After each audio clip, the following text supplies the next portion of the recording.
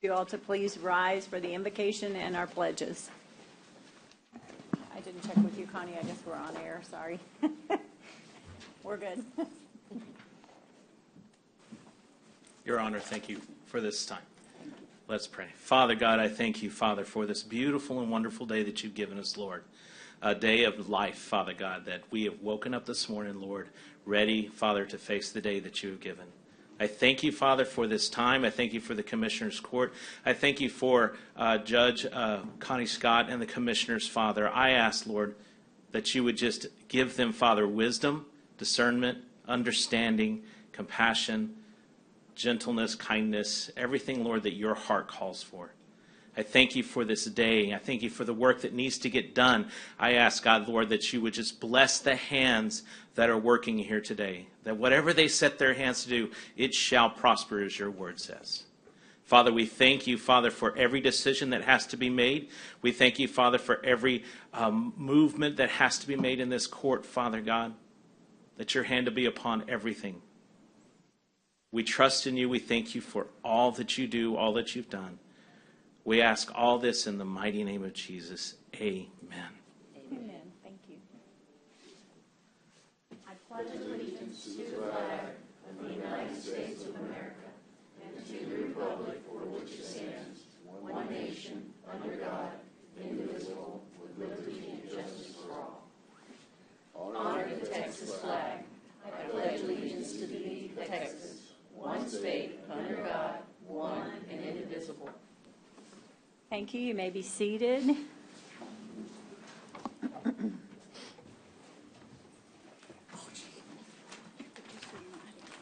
We have all commissioners here present. It is Wednesday, January 17th, and it is 9:07. We are at 901 Leopard Street in the Nueces County Courthouse, and I call this meeting to order.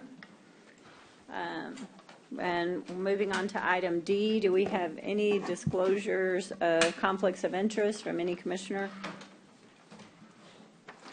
There being none, you can always bring it up if you need to at that moment. Public comment. Do we have the public comment sheet? Sorry.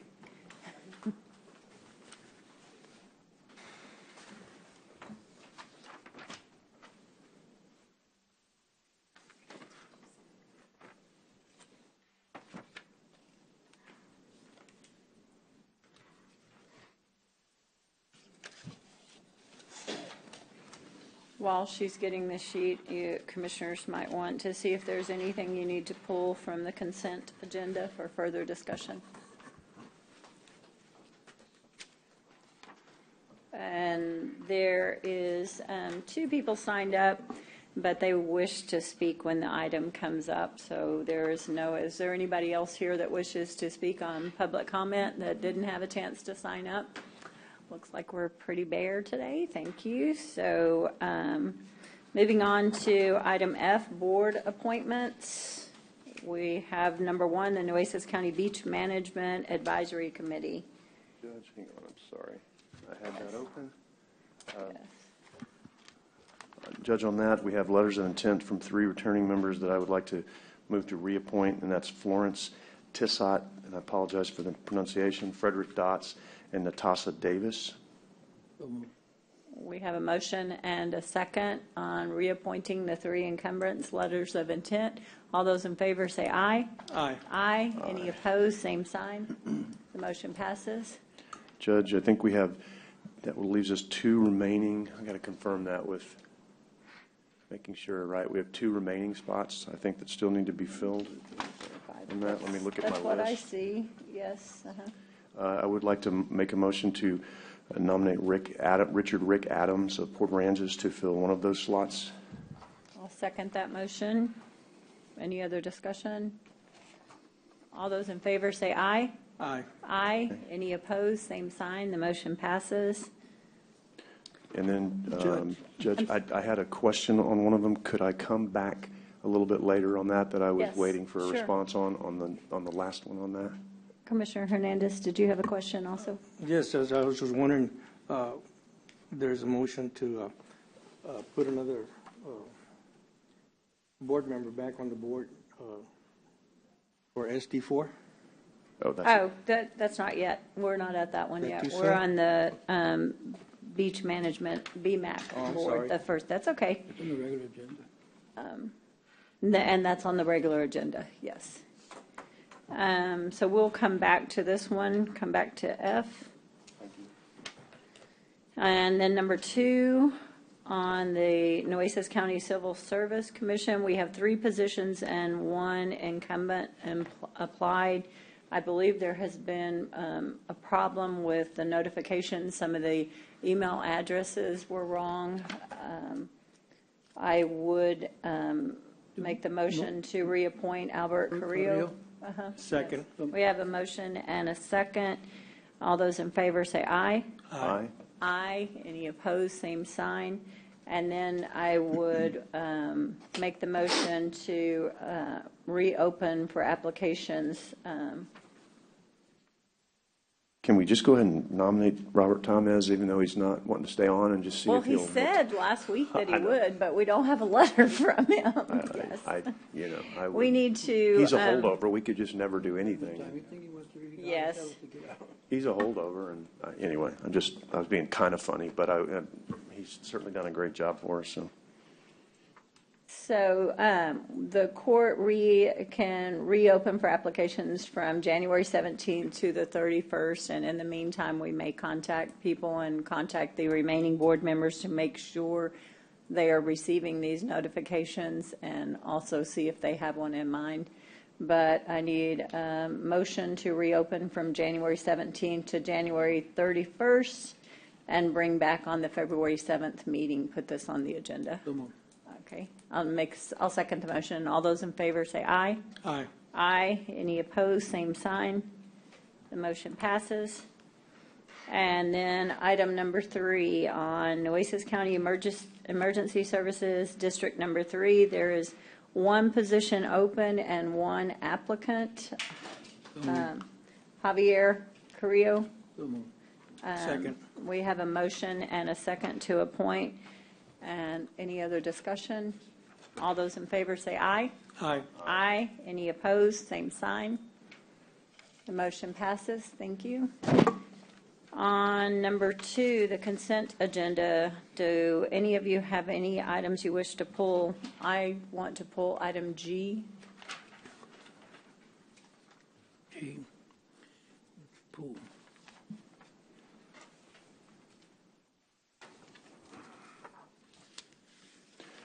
Judge, I'm sorry, I needed to, I just needed to, I wanted to add, and I probably need to just pull E, because I want to add some funds to one of them, if that's okay. Pull, you want a motion to pull E? E, just because I want to add some funds there. Oh, you're just going to pull it to That's all. discuss? Yes, You don't ma'am. want to pull it from the deal? Okay. Well, I just want, yeah, All of just, it? G and E for well, discussion. E3, how about that? Just E3. E3, okay.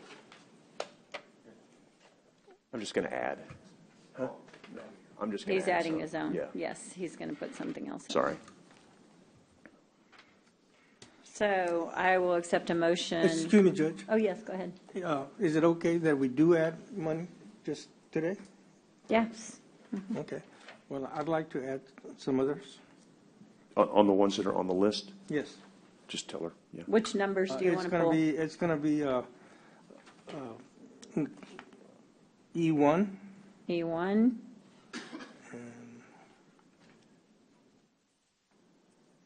E4. E1 and E4. So I will add 1, 3, and 4 for further discussion. Yes, Okay. ma'am. Thank you, Judge. You're welcome. Thank you. I will make a motion to pass the consent agenda excluding items G, E1, E3, and E4.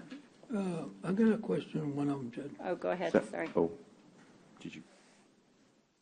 You want to second the motion? I then we'll just- seconded, and okay. then, do you want to pull Yeah, something? I think so, because I saw something here, man, I lost it. While he's looking at that, can I just clarification? I didn't see the no cash match on G. Is that because there is a cash match on that one? That's why I pulled it. We'll talk about it. Oh, that's what when you I- pulled. yes. I'm sorry, my That's apologies. okay. My apologies. Yeah, it shouldn't have been in there. Which one did you have a question on, Commissioner? Man, I lost it. I don't know what that was. Something to approve, but I was wondering why we're approving it. Authorizing the commissioner. Maybe Or number, We already J. brought G? She pulled G. I pulled G. Right, J. And J. You want to J? pull J? okay, Also, do we pull K? How about K? You said receive update on the public defender. How can we receive update on?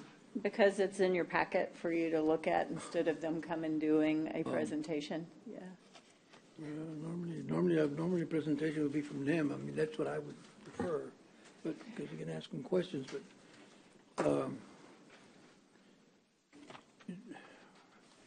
is there any different, well, I haven't gone, I'll check. I just You can think- pull it if can you pull want it. to pull it for Yeah, discussion. just tell her to come Yes. do Yeah, it. let me pull K. Yeah.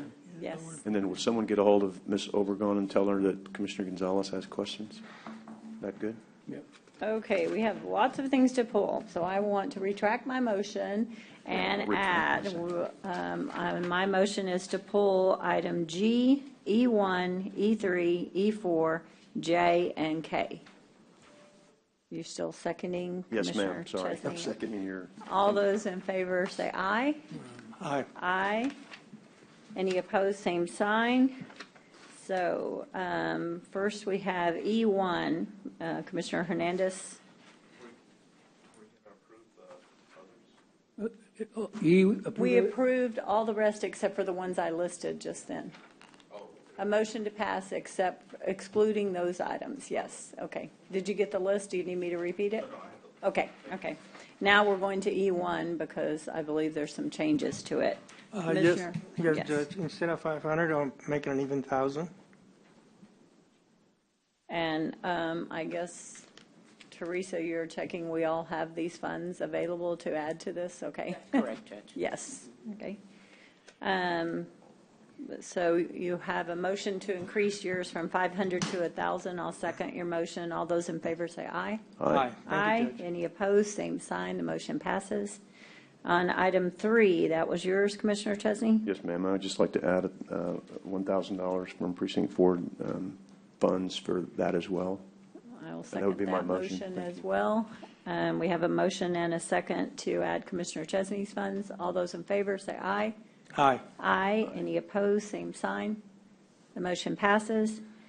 Item number 4 is you, Commissioner Hernandez, again. Yes, ma'am. Again, I want to, from 500, make it 1,000.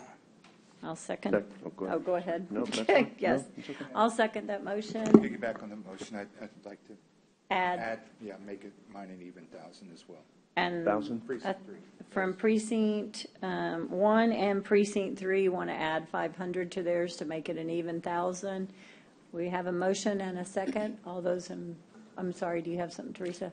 I just wanted to note that we'll bring them back as amended with the additional amounts. Because I'll have What? to do contracts for those. New contracts? The amount. We have contracts Yes. already. Oh. They've already Yes, signed they've and already billed. signed, so we'll have to amend. So I'll bring them back as an amendment. Sorry, Teresa. More work for you. We have a motion and a second. All those in favor say aye. Aye. Aye. Thank you, Any Teresa. opposed, same sign. And on item G, I pulled because this has a cash match.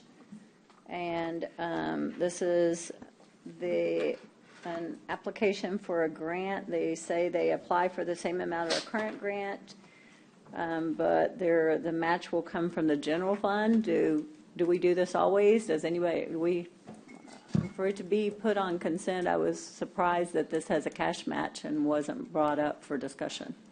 Every year, this is brought up, there is a cash match available to this, and we looked into the funds that this would normally be put into in the general, in the special revenue funds. Pardon me, and there's only like 19,000, where the match is around 20-some thousand. So we could still take part of the match out of the Fund 13, but the remaining would have to come out of the general fund. But and this is their funds that are dedicated, that are budgeted to this item, and they're short. This is your GPS monitoring ankle bracelets that the courts have, and it's supposed to be for the monitoring offenders against women. House, however, sometimes the court does use this for other means, and at times we have to take that out and put it into this Fund 13 because it doesn't qualify for the grant. And that time, that's why we had Fund 13 set up, and we do have funds going into that, about $10,000 a year from the general fund, but this didn't cover the total amount that was needed. Okay, and if we use this, that's not going to put us in a bind with something else that we normally use this fund for? So you're saying we do or we don't have this available? We have about $10,000 to $15,000 are currently available in the special revenue funds, but I think the match is over 20-something thousand. Where's the other one coming So from? the rest of the match would have to come from the general fund. From contingency, from what? Yes. From contingency, yes. 20,348, so it would be another 10,000 coming out of the general fund? Yes, around that amount, yes. Somewhere around that number, yes. And we do normally match grants from the general fund when it's needed. So, And there is a budget in there, but I know this one is the one was budgeted at this time. I believe we might have put it in as a budget item for Fund 13, so, And this Fund is a 11, so it pretty might be there already. So. important thing for our courts and monitoring of offenders against women, by all means. I certainly believe this is worthy of this discussion. Don't mean this in any way to think that we don't think this is, I think we should do this. My vote would be yes today, but. And I do believe in the general fund, when we did our budget last fiscal year, we did include a certain amount for this particular grant. but just not enough. Just not enough. Well, not enough for Fund 13, but Fund 11 will cover the rest. I'm with the judge on this too. I think that's great. What I'd like to do is, before we make a motion on this, is have some sort of motion that says anything that has a cash match should go on the regular agenda as a matter of course. So I would like to make that motion before we finish this item up, since it's Second related. motion. Yeah, and we try to catch that in this No, one. So- I know And you I do. think we talked about it in our review, but it got put back in here. But any of the department heads, when you put anything on the agenda, as department heads do put their own items, if it has a cash match, it needs to come up for the general, the regular agenda, not for the consent agenda. So we shouldn't have With to a real watch for good these. justification, because as discussion, if I can, Judge, Yeah, with please. the motion, I would really like this court to really have maybe, and I hate to use the word workshop because you can't take action workshop, but some sort of ability to really look at all our grants, because I think we need to look and see where we can to evolve away from cash match grants as much as possible. I know that's not possible to do in all, but again, been listening to these continuing education courses that I hear all over the place. Several counties are going away from a lot of these grants because there's so many strings attached and so many things that come along with it. I get that sometimes you have to do it, but I think we as a court need to have that discussion at some point. So I'd like to figure out how to, I'll put that on next agenda as just an item, but I would like to have that discussion going forward. And I agree with you, this is worth doing. And most of them are worth doing. All of them are probably worth doing, or we wouldn't agree to do them. But it's just, it puts the county in a bit of a financial situation. We just need to make sure we want to be there. So I'll put that on for discussion at a future agenda. So we have a motion first for any department heads to put any cash match, a motion and a second for cash matches to be on the regular agenda, not the consent agenda. So I second it because, and I agree with the Commissioner in a certain point. But I second it because I want it to be known that we go into the general fund. And sometimes we ask for things, and he said, you can't do it because you can't come out of the general fund. So now we're going to take something out of the general fund for one, and we should be able to consider something else that comes up out of the general fund. Now, looking at the budget book, we did budget this item as a budget item, so it's already appropriated there for this particular one grant. Right, that's why I asked. money 'cause is it's already in there. budgeted That's for what the you said. total amount, not for the 10,000. Total amount, yes, for Total. $20,000, yes. Oh, well, then No, we're he's saying he budgeted. budgeted It was out of It was their budgeted, fund. yes. It was budgeted last year. Okay, Right. then we're good. I For the agree current with budget we're in, where you're yes. going. That's why I asked the question. That's why I said it. He's saying it was budgeted. We wouldn't have had this discussion Or if we we'd have wouldn't. known it was already Yes. budgeted to that department, yes. It was budgeted for the general fund for Anna is here, I $20,349. didn't see you. You're always hiding on me. I'm sorry. But if we are doing, during budget season, budget time, the auditors will ask grants what is pending, what have we applied for, if there's any cash matches, so they can put it into the budget coming up. And this was already put in your budget? Yes. Yes, okay. Well, this is an application for next year, which will be 24, 25. So this This will will be be put budgeted in the for- budget for, yes. Yes, we apply for this every year. and We get- apply for it it's every basically year. the same So, amount and we it's the match. same amount, so yes, But it's in there for this year. this year, and it'll just be put back in for next year if we get it. Yes. Get it into Correct. the This is court not an resource, yes. additional. Okay. Just making So, sure, 'cause I going agree with back to Commissioner our Jones. motions, right now, we're making a motion on department heads. When you enter an item onto the agenda for us to bring to court, if it has any cash match, any fees, fine, anything attached, it has to go on the regular agenda. Do not put it on the consent agenda. Understood. All those in favor say aye. Aye. Aye. Any opposed, same sign. Now we'll accept a motion to pass item G. I will make the motion since I pulled it to pass item G with the cash match that has been budgeted for this department and will be budgeted again next year for future. It's been budgeted in the past. Second. We have a motion and a second. All those in favor say aye. Aye. Aye. Any opposed, same sign. The motion passes. Thank you. Item J is just, and I don't know why it has, it's just a going out for applications because one of the board members on the Nueces County Animal Service Advisory Board resigned, so we have one open position. Actually, No, oh. one is, the other one doesn't end until June. He's moving out of state, but he is still wanting to serve until June. Oh, okay. Yes. So there is one person that resigned, so there will be one opening on that board. Tara has to post it to ask for applications. This is our simple procedure that So we moved. just allow her to do that. Yes, thank you. Yes, ma'am. I'll second that motion. All those in favor say aye. Aye. Aye. Any opposed, same sign. The motion passes. Item K on receive an update on the Public Defender's Office. I am told that Janice is in a meeting, in a workday workshop or something. I will also tell you, in the past with these updates, we were instructed by you all that we didn't want people talking forever, that if they could do a presentation and put it in the consent agenda, we could all read it. If we wanted them here for questions, as you may have questions today, we could call them. If you'd like for me to catch That's her fine. later and bring it back, if she's maybe out of her meeting, then Yeah. we can call her if you have questions on it. Yeah, well, you can't, again, we can't treat everything talking forever. I mean, I don't know what that means. I mean, we have to limit their time, I guess, to 3 minutes like everybody else. But sometimes you need to hear from them what's going on, where we at with the staff.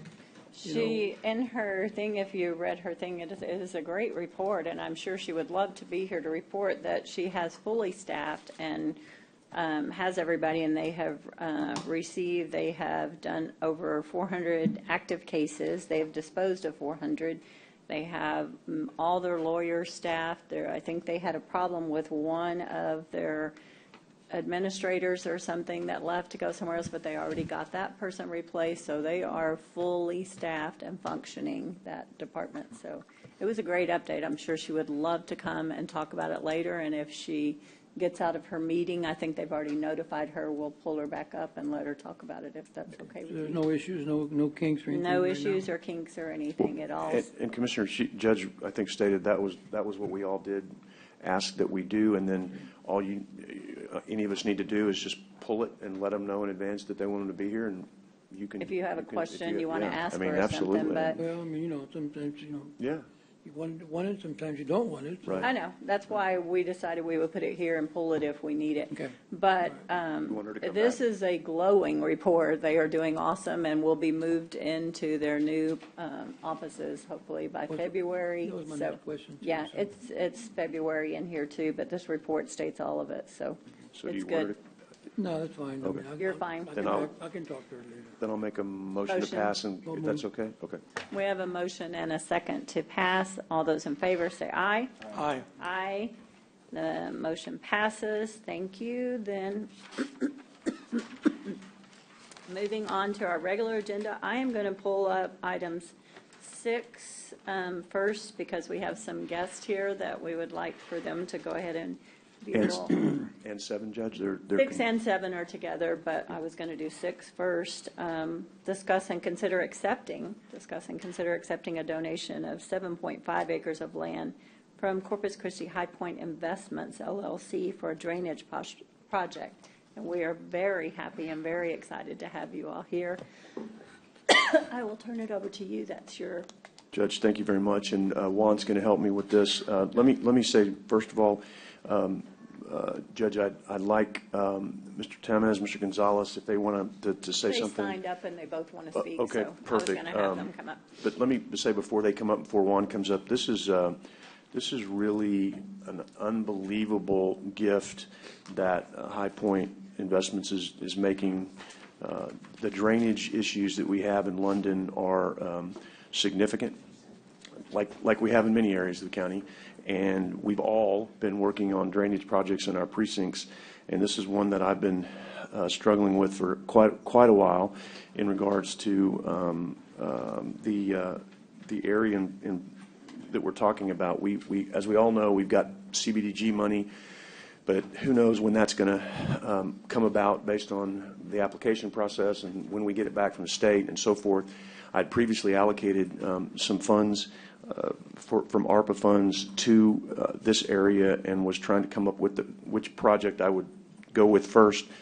And a lot of these projects, as we all know, require the land to do it. And so far with these projects, this was the one that has hit first because of the generosity of High Point Investments, which is the Tamez family and the Gonzalez family. And it is so much appreciated that they're doing this today. And again, I just want to thank you all very much on behalf of all the residents of Nueces County.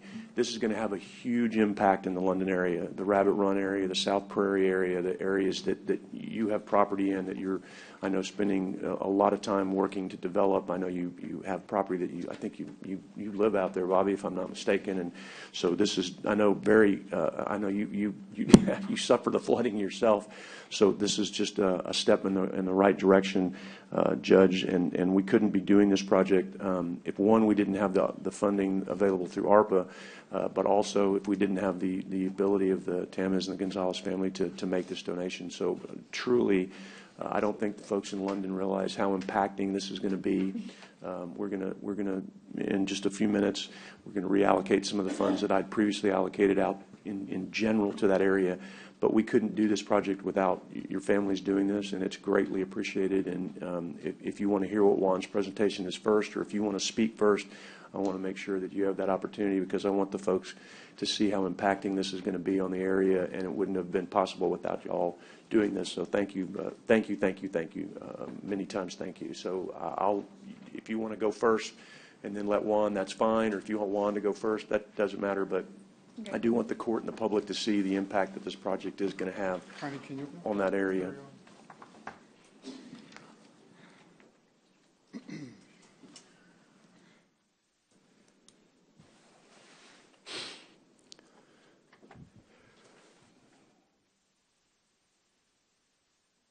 Can you open up that previous one? Yes, ma'am, please. There's two of them. There's a pond. This was the pond. Okay, we can use that one right now. I can open the other one. Okay. Just to kind of give general location. And Judge and Commissioners, Commissioners, correct. This is going to be a huge impact to the drainage out in the London area. The estimated square miles of the impact is going to be on the upstream side is going to be a little bit over 6 square miles. Commissioner, just to kind of give you an idea. This is an aerial view of the proposed facility. If you look to the left side, that's hashed in. That area is where the proposed pond is going to be constructed. The little finger that you see to the right, that's going to be kind of like a shared access for the county and also for the owner to access their property, and at the same time we can access the pond for maintenance, or if we needed to do some type of improvements within that facility.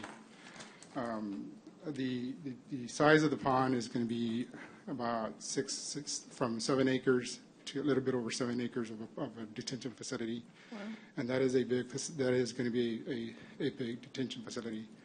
We're estimating anywhere from the depth of it to be anywhere from 10 to 15 feet in depth, or deeper if we can, depending on the water table out there. And that's going to be part of the design once the engineer gets involved. but this is going to be an impactful. You do have the also, I call it the also tributary, the drainage way that goes in between those two properties. That's going to get rerouted into that pond and then have an overflow to exit any type of overflow that we get from the excess amount of watershed, from the watershed. You want to go to the next one, Connie? And Judge, let me say while he's switching slides too, Juan and his staff have been instrumental in this as well. We've been talking about this for, I don't know, 2 years, it seems like. I mean, it seems like 2 decades, but it's been a long time, and he reached out to Mr. Temez, Mr. Gonzalez, and made the initial contact with them, and they've really worked hard to come up with a plan that's going to really have a great impact. So I want to thank you while you're standing there as well, Juan. So please proceed, but your staff has been instrumental in getting this done, and I'm greatly appreciative of that. Yes, sir. And then and you can leave that one up there kind of for a little bit. I'm sorry. Well, on that one, you can see that that river runs on the south end of the tributary of that. The river runs on the south side, and then you have South Prairie on the north side of that detention facility. The next one, Connie, please. There's only one slide, and The next one, yes, ma'am. And tell me real quick how that's going to kind of affect the flow. If you can go back that, show me how that's going to affect the flow there, and how it's going to help those folks with their specific drainage needs out there. Yes, sir. On that one, Commissioner, that there's the creek that runs in between South Prairie and River Run, drains in between and goes down to State Highway 286, and then it flows out to out to the bay. So it is going to be an impactful because it'll capture some of that water that's being held on the back end side, and it'll be held in the detention pond facility. And I'm not trying to put you on the spot, but how much water, in layman terms, is this going to be able to hold, just to give people kind of an idea, if you have it, and I didn't really tell you I was going to ask that question. I should have made those calculations. No, yes, sir. I had done some calculations on it, Commissioner, and I don't want to throw out a big number, but it is going to be a huge facility. And yeah, I withdraw my question. Yes, go sir. ahead. But Yes, it's sir. going to be very. It's going to be huge. Yes, sir. It's going to be huge. Yes, sir. Okay. All right. Go to, yes, ma'am. Go to the next one, please, Connie. And the next exhibit kind of shows how, like Commissioner says, how much of a watershed that goes through this, that's going to go through this detention facility. If you look at there's a red line that demarks the northern side of the watershed. That watershed that kind of shows, and you tie the red line to the black line. It's about 6.6 square miles of watershed that goes through this creek, and then also that's going to be going into this detention pond. So all this is going to be captured in that area, and then it's going to be slowly released into the east side, which is going to be the Oso Bay, and then slowly, I say slowly, release it into the Oso Bay. So it's not only going to impact the 6.6 square miles on the upstream side, but it's going to impact the whole 12 square miles. I think it's like 12 square miles total of the watershed that it's going to be impacted. Thank you. Awesome. Thank you. And then one thing that can be done, Commissioner, and this is part of that we're going to request from the engineers, is that some of those areas are within the floodway and the floodplain. And this is going to be impacted that too, because your floodway might be impacted to, or your water elevation is going to go down, and the people that are going to have insurance for water damage, I mean, some of those can go back to the insurance company, and it can affect them also in the future. And Juan, the map that you have captured here, I was trying to see if maybe precinct 1, but at least 3 of the precincts are captured in this map. So does that mean there will be some relief I know mainly in precinct 4, impact in precinct 2, but even my precinct's listed, so we may see some. Well, on this, and I apologize for that, Commissioner. I know that we show the different precincts in there, but this one's going to be more impactful in the precinct. Oh, yeah, no, I get that, but that's why I was asking. Yes, do you anticipate this helping any other areas, or mainly just this general area right around? It's going to be more in that general area, Just Commissioner. general, Yes, sir. Because that watershed, all that watershed that you see in the black outline, is directed in water, and the water flows through this area. Yes, sir. And most of it's going to be within. Between County Road 22 south, a little bit north of that, It's going to go all the way to County Road 51, 53, and 55. Those areas are going to be also part of this drainage. And then from the south side, you're going to have County Road 18 that's going to drains towards back into this facility, proposed facility. Judge, I would just, were you done, Juan? Yes, sir. I Yes, would sir. make the motion, and I want to let the Temes family and the Gonzalez family speak if they would like to, but I would like to make the motion to get it on the floor to accept the donation of approximately 7.5 acres of land from CC High Point Investment LLC for a drainage project in the London area as proposed on the agenda item backup. Second.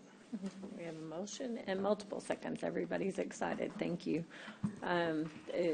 All those in favor say aye. It's for them You to don't want speak. to, Yeah, I was going to let them speak Right, anyway, discussion, yeah. right. Yeah. We can go ahead. John, about who? All those in favor say aye. Aye. We'll get that over with. Now we would love to hear from you guys, and we are so appreciative. Thank you.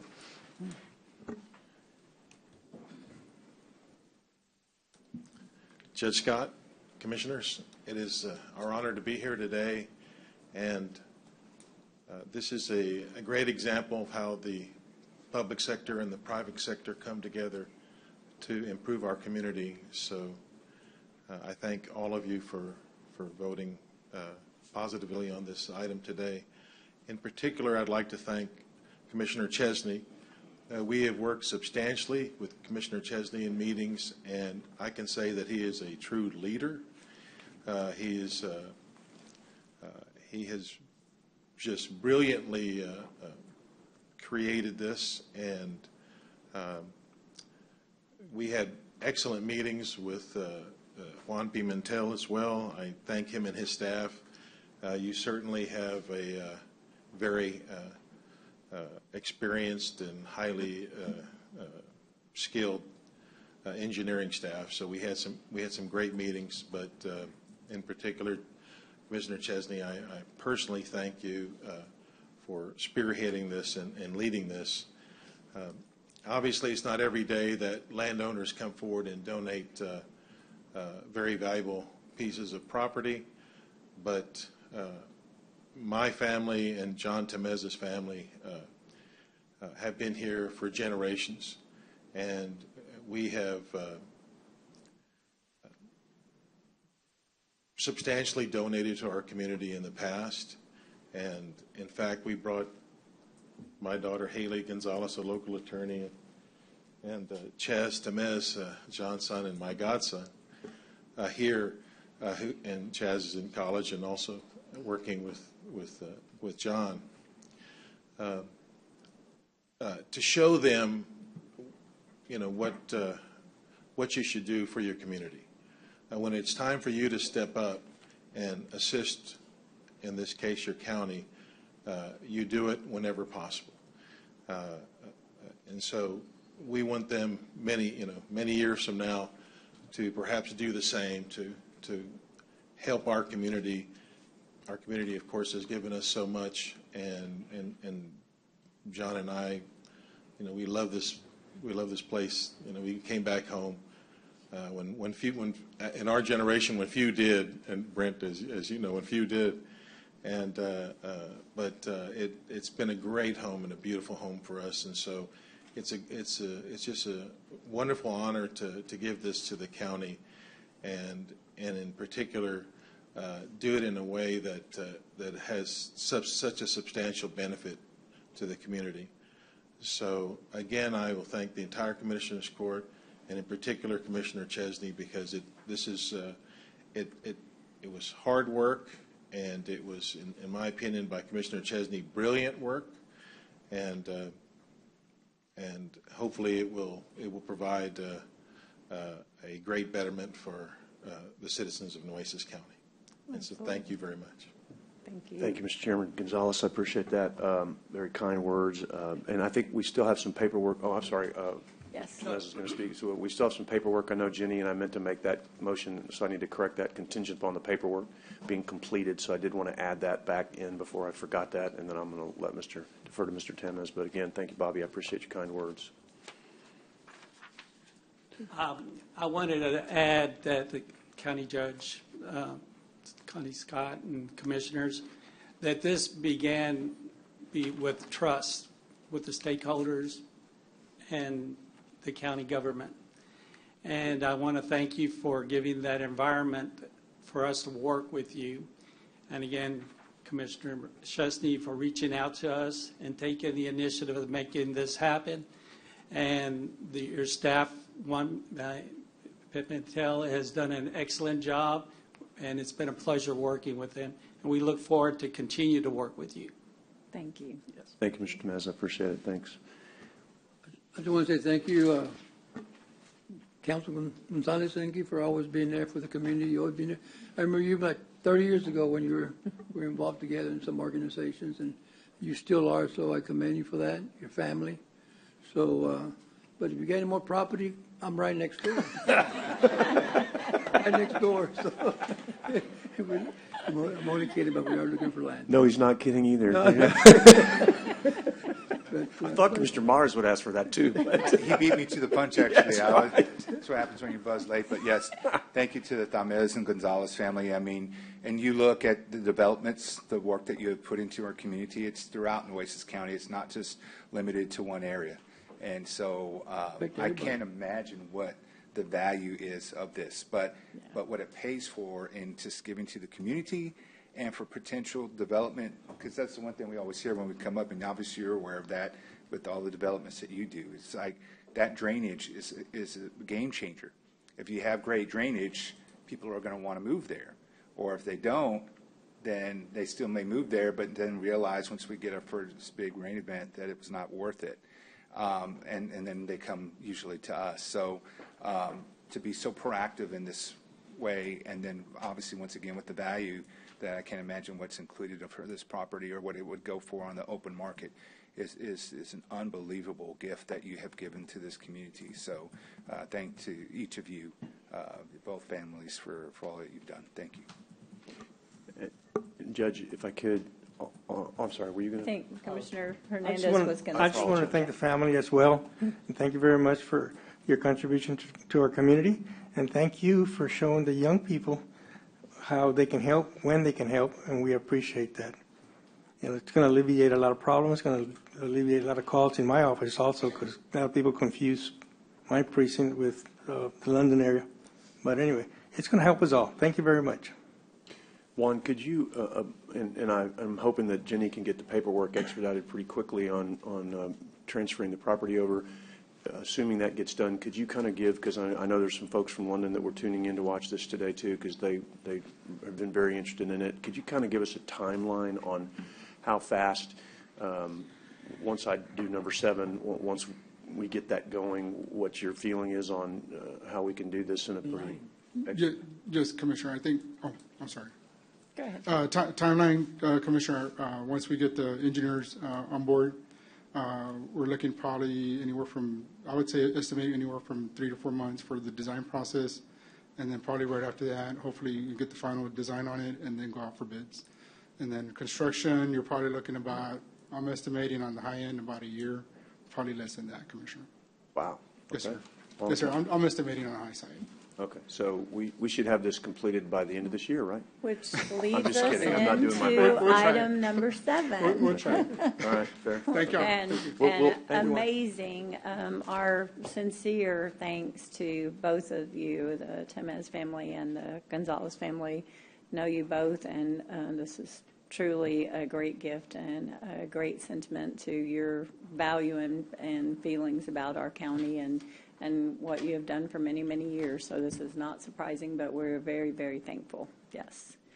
But moving into item number 7 to get this project actually started, and what Juan just gave us a timeline on, is to discuss and consider unallocating $1 million from Precinct 4 ARPA London drainage improvement projects to reallocate $1 million to the detention pond project in this. And this is your area and your money, Commissioner Chesney? Yes, ma'am, I would make the motion to unallocate $1 million from Precinct 4 General ARPA London Drainage Improvement to specifically allocate the money, $1 million, to the detention pond project in the London area as donated by the CC High Point Investments, and to assign Freeze Nichols as the engineer on said project. That would be my motion, Judge. We have a motion and. Second. We have a second. Any other discussion on this project? If not, all those in favor say aye. Aye. Aye. Any opposed, same sign. The motion passes, and we are ready to begin work. Thank you again. Thank you all very much. Thank you very much. Thank you. Thank you for Thank you. being here as well. And Jenny, Yes. could you just give me an idea how fast you think we can get that paperwork going? Because that's obviously the key to all this, too. Tonight, My understanding is that the deed is being prepared by the donors, and we will receive that, or it will Get be it. filed, and then we'll receive it Move it after to the that. top to get reviewed and Awesome. approved, yes. Okay. Thank you. If I need to help with that, let me know, but I'm counting on you keeping that on top of that one, we're too. ahead of everybody else, man. Come on. Come I on. don't care. You got to land down. Okay. For once. Item number 1, do Always we ahead. have a Bob Hall Pier project update? Judge, just in the. In the packet? Yeah, it's in the Yes. packet, and again, No one is here to present or no, it's anything, yes. just to receive it, and I would have put this on consent, but I keep getting told I can't, so Cannot, no. Right, I Put it on You did it the regular. right way, At least you but- don't put it on regular unless you got something to talk. I don't either. They tell me I have to, Commissioner. You don't have You- to. If you have something to add There to the is. back, if you have something that is just a report, you can put it in consent. If Okay. you have someone going to be here to present, yes, it has to go in the regular. Well, I had it. If you have nothing on it and it's blank like it's You been will for regular. several meetings, that has to be on the regular if you want to bring it out and talk about it. Okay, so can I put this on consent going forward, Jenny? Because I'm going to always have a report on here. So As you're the long one as- who told me I couldn't put it on consent. No, Jenny was the one who advised me not to put it on consent, or I would have had this on consent every time. So if I have backup now, can I put it on You consent? don't even be there unless you got something to. It can I be do. That's what I have as a just report. This is a report like every the time. public defender's office. If it is just a report, have it on there. We can all read it. If we have questions, we'll call ahead and say we want someone here. Okay. All right, I'll He reword, I'll told you to reword take it. it off when you had nothing on there. It There's was going to be just an something on open- there every time. That's what I'm But trying you to tell said you. discuss and consider. You can't discuss and consider on consent unless you pull it out, so it had to be in the regular agenda. No, all due respect, this is the wording right here that was on the consent agenda as given to me by Jenny. Then I was told to pull it off the consent agenda by you or someone else and put it on the regular. I didn't put it on the regular. I wanted it on consent. I'm going to have a report on it every time. I don't need it on regular. So tell me the wording y'all want me to do, because I wanted it on consent. I think that's discretionary with the court. You have, Okay, so I'm going to put this back on Receive consent. updates, I think you won't get a problem from any of the court. If it's an update, when it said discuss and consider Well, but it may be, updates. but it Yes. may be, like, just like we're pulling something off of consent to discuss and consider with the Dennis Obregon, so I'm going to put it on like this, but it still will have action if need be, right? if you intend to take an action, Commissioner, you'd need to indicate that in the, Okay, so, it'll be a That would different change circumstance. the wording, Yeah. yes. but, okay, so let's talk about that. Every item on the consent agenda is an action item, every one of them.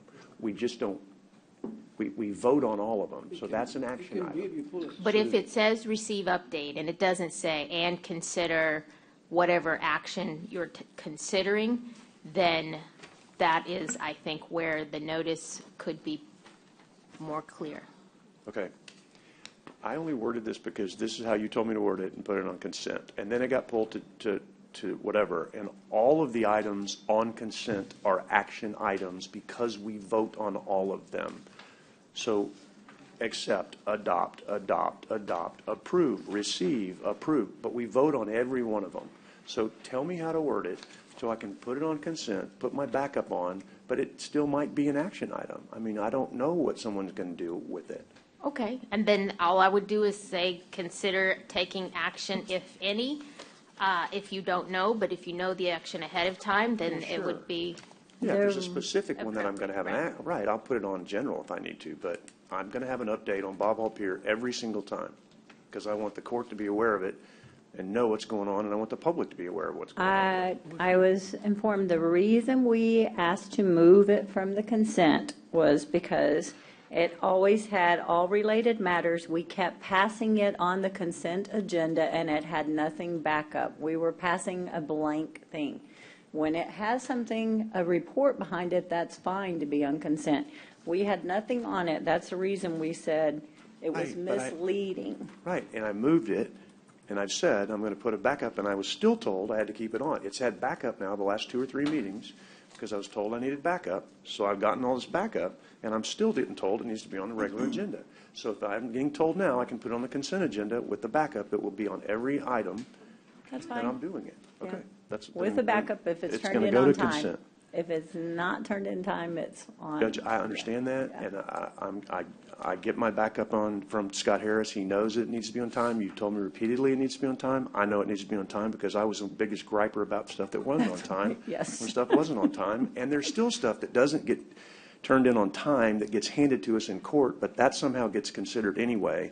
So I'm hoping everybody gets held to that standard, because the last 2 meetings, people have walked in and handed me stuff that wasn't in the backup, but it still gets on the agenda. So whatever we're going to do, let's do, but We try to be very consistent, I understand Commissioner. And the only reason yours was pulled out is because we were passing with nothing on there. We were passing nothing. It was a line item. And that if you have something on there and we have something that we've all read and we want to pass, that's why it got moved. So we can be consistent for everybody. Anybody that's out there listening, that is the way it is supposed to be on the consent agenda.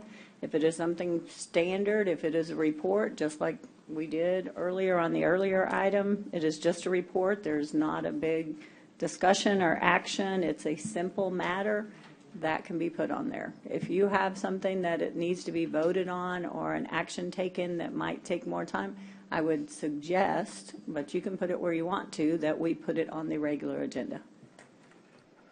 Moving on then to item number 2, discuss and reconsider placing Mr. Atwood back on the Nueces County Emergency Services District 4. And this, I received a letter from Mr. Wilson yesterday because of in light of the information and the court received and the discussion at our last meeting, Mr. Wilson has graciously withdrawn his application. So this is an open seat that we, because of misinformation, that we can correct our action that the court took.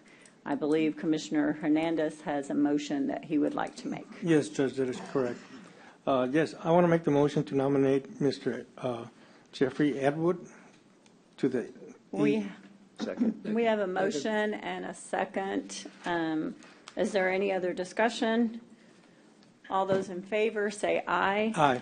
Aye. And the motion passes, but I would also like to once again thank Mr. Wilson Yes, for ma'am. his graciousness in allowing us, and we do appreciate his application to serve, and we appreciate people in our community that are willing to step up. We hope that he will continue to do so and maybe apply again in the future, but thank you very much for allowing us to correct a mistake. So, Yes, ma'am. Yes. Thank you all very much. Thank you, Mr. Wilson and Mr. Atwood. Thank you for reapplying, sir. yes. Appreciate you. And congratulations, Mr. Atwood. You are back on this board.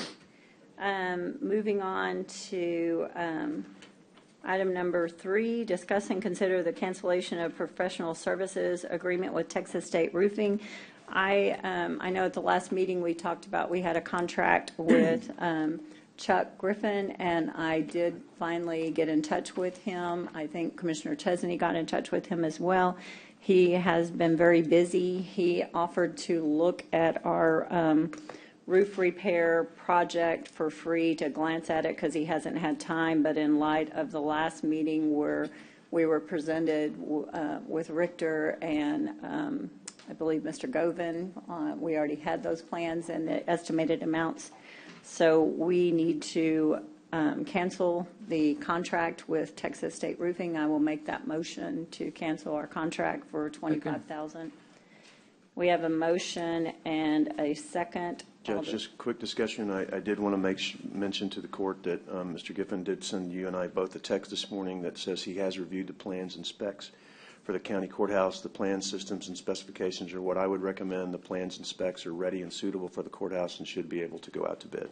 Oh, So yes. he did Thank you. verify Yes. that. He did do what We just asked got him to those do. to him this morning too, so he's really been over backwards. He had a lot of things going on in his company, and he apologized the miscommunication, and he wasn't aware of the original contract date and stuff, so no way, shape, or form mean this against him at all. He has been over backwards since he found out to try to help us out, and he did this for free. There's a reason we're canceling this contract.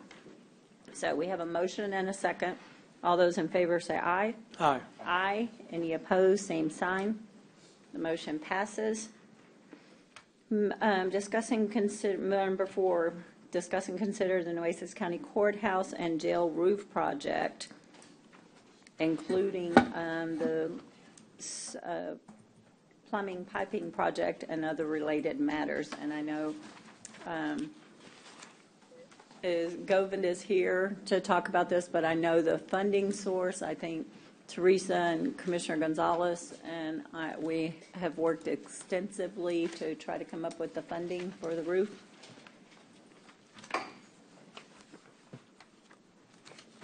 Govind, do you want to talk first about this, or is this simply about funding since we had already gone forward with the plan? I think it's already been talked about and all that, so I'm here to.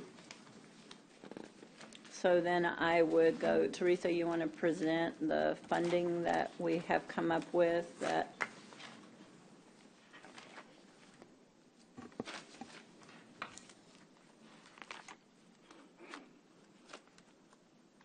The total cost, I'll go ahead and start while you're getting ready or something. The total cost for the courthouse roof and the jail roof, the estimate was going to be $7,876,561.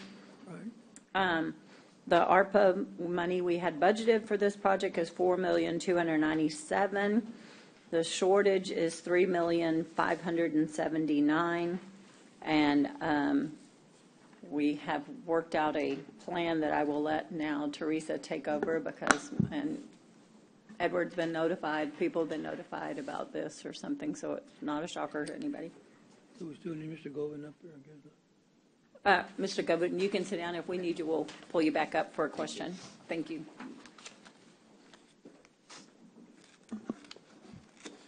So the shortage is 3.5 for the courthouse jail re-roof project. And the recommendation is to reallocate $2.7 million from the ARPA park upgrade funds of $6 million. For that, to help with some of that shortage. It won't be the complete amount. We'll still be short $879,305, but it would allow us to reallocate some CO funds back to the Parks Department in order to give them back of their $2 money million. back. So their net reduction will be $700,000. And $2 million Unless comes from it's- the COs. Yes. Right. The COs would be from 1901 general capital projects, the 2015 COs, 2016 COs, 2017 COs. And those are just unused They're- countywide funds? The majority is like 800,000 is the county judges funds, maybe 400,000 is Commissioner Precinct 2. The others are balances that are available for Countywide completed project, projects from the unallocated balances. And And this that's on the- particular series. I'm sorry, that's on the COs you're talking about? That's correct, Yes. Commissioner. You have a handout there. Oh. And these particular COs allow for park upgrades. So it's She just- verified For before looking at them. They're all cleared for park upgrades to be used, the money. Construction upgrade. But this would keep all of the roof project money, except for the 800, we're still looking for that amount in ARPA funds where the project is all used for one fund, and then this could be reallocated, and it gives Edward more time on his park projects to. Okay, and I'm sorry, was this just handed to us today? too? Yes, sir. I tried to talk to you about it, Commissioner, but yes, I put that there this morning. When did you, I'm sorry, did you? This morning I tried to talk Right, to so you. this wasn't in our packet, we just got this No, handed to us? we were trying to find the funds. No, that's fine. So can I have a minute to Yes, sir. look at all this and Yes, maybe sir. come back to it since this wasn't in our packet and I haven't had a chance to look at it? Mm-hmm. Is that okay? I mean, sounds reasonable. Absolutely. So are each precinct providing funding, or the judge fund? This is, except for the countywide projects, out of these COs, it is mine and Commissioner Gonzalez's, because we were working on it. We wouldn't take any of y'all's funds unless it got approved by you.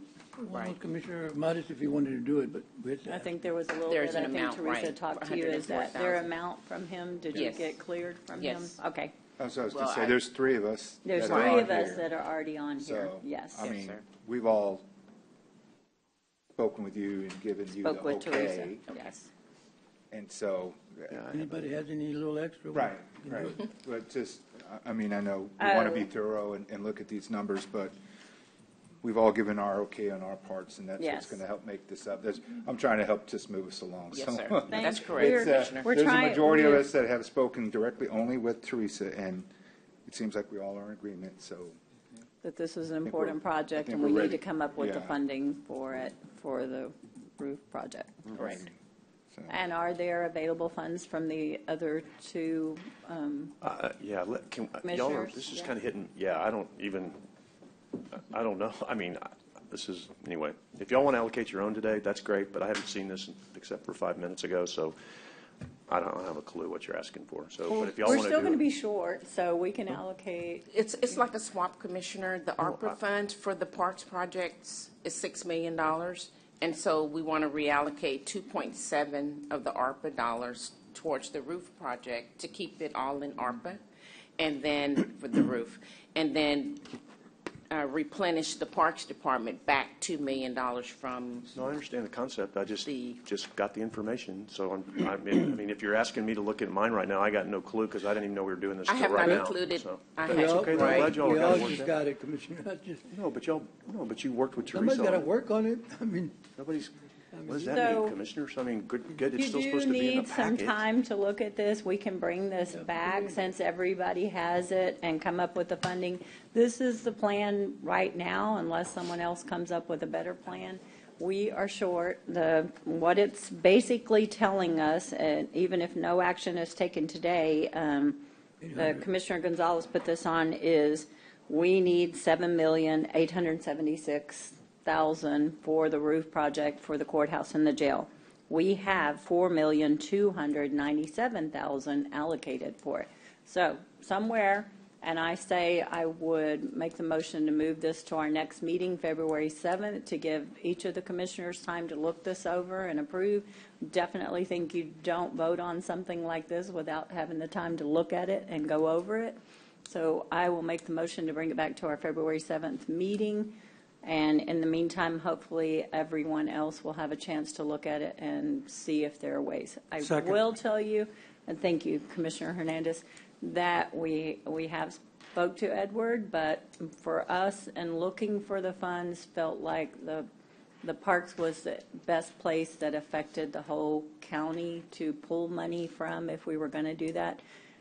Also told him that we were going to try very hard to put the COs as much as we could back into his parks fund so that he could do things to his parks. and the good thing about the COs, he's not tied into all the restrictions Yes. that ARPA is tied on, and he can work on it as he goes. And quite possibly, it may be the will of the court to pull more money to make up the balance for that out of the parks. So Judge, I'm That fine is if you a just give me some discussion. time to look at it. I mean, I know you made a motion to table, but I just need some time You come today back. to look at it. That's all I'm asking. I'm not saying you we can bring it back later if you'd like That's that, all but I I was asking. I understand just you need need, this right, is I not just- something to be thrown at you and just say, Right, I think so- she tried to but- meet with you, she wanted to discuss it with each one or something, but Well, yeah, I think she may have come by this morning when I was walking. right, I did it last night, Commissioner. I You mean, did? I Did you put call that me? document together, but I didn't, I went by Right. this morning trying to Right, reach yeah, I you. didn't, nobody mentioned that anybody needed to talk to me or anything, and it wasn't in the packet, so I didn't see it. So I just need some time to look at it. I'll And- pull it until, I'll wait to table it until after executive. that's- Yeah, you that's can bring fine, it, we 'cause- can bring it back. Okay. Thank you. Moving on to item number 5, discuss and consider award and execution of agreement for, She withdrew her motion. She's just going to wait until later. I'm hold it. going to bring it back. I withdrew it until, I'll bring it back, and if we need to table it, we'll table it then, or we'll move forward, okay? Sorry, I wasn't clear to y'all. Item number 5, discuss and consider award and execution of agreement for 1.173490 with GrantWorks for grant management services and disaster recovery. This amount was higher, and Commissioner Gonzalez did negotiate with them to get it down. We're appreciative of that. And Commissioner Gonzalez, this is your item. It is using a percentage for each of the projects that they will be managing on all of ours. I think we all received that at the last meeting under ARPA balances, ARPA amounts. Yeah, I think it was a 2.9%. It was 2.9%, but then it dropped down to, Nicole, you want to come talk about this now? Came up to 1.173. Good morning, everybody. I'm Natalie Gonzalez with GrantWorks. Thank you all so much for allowing me to be here. Good morning, Anna. He's here too. So I've got Ken Pavovar on the call this morning, so he has really been a critical person to putting this contract together and really working with us. So Ken, you're on the phone as well. Feel free to chime in. I know we started with an original of 2.9. What was the official percentage? Because I know we're at 1,173,000, but what was that percentage change? Do you have that calculated? The percentage of the new value is 2.676% of the total funding we'd be managing. Thanks, Ken. 2.76. And didn't we have the ARPA money set aside what we were going, I guess this has a list of what each commissioner per your projects you would be allocating towards GrantWorks. And that was after our discussion with any projects that had already started, were near completion, those were excluded. Any projects that had not started and that were going to require extensive work from them, they were not going to need to reapply. They were already approved and going forward. But this was the percentage from each person, each precinct on their projects, what your amount would be. And Teresa, did this incorporate some of you and I discussed this on the funding, and did this incorporate some of the stuff that we talked about as far as where to reduce? Because I'd made some suggestions on this one as well, too. Right, and it's the second page as far as how the second page shows the breakout for funding. Which is the On second the back? page. Yeah, on the back, agenda right. item. Reduce the park upgrade allocations. I think this was some of the stuff that you and I had discussed. Yes, sir. When asked about what might help find, because there was a shortage on this one, I think, as well. To do it, and I think it's an up to amount on this contract, right? So it's a matter of, in other words, it's not it's an up to, and we just have to have the funding for the up to. So if someone, because I'm still hoping that grants is the lead on this, and GrantWorks is the aid, because if we have a grants department for a reason, and I know that they need help, and to me this is still. Our grants department is the lead, and GrantWorks is assisting them, right? Well, this one is, the revision is now a fixed cost. Oh, it's a fixed cost. This is a fixed Not to fee exceed- not to for exceed. all of the projects that they're going to do. Not to exceed 1.173. That's the total, 1.173, 490. And so they took the total amount of all the grant funds that they were going to manage, and they divided that out by each commissioner to get a precinct, to get a percentage that would come from each commissioner's fund, each court member's fund.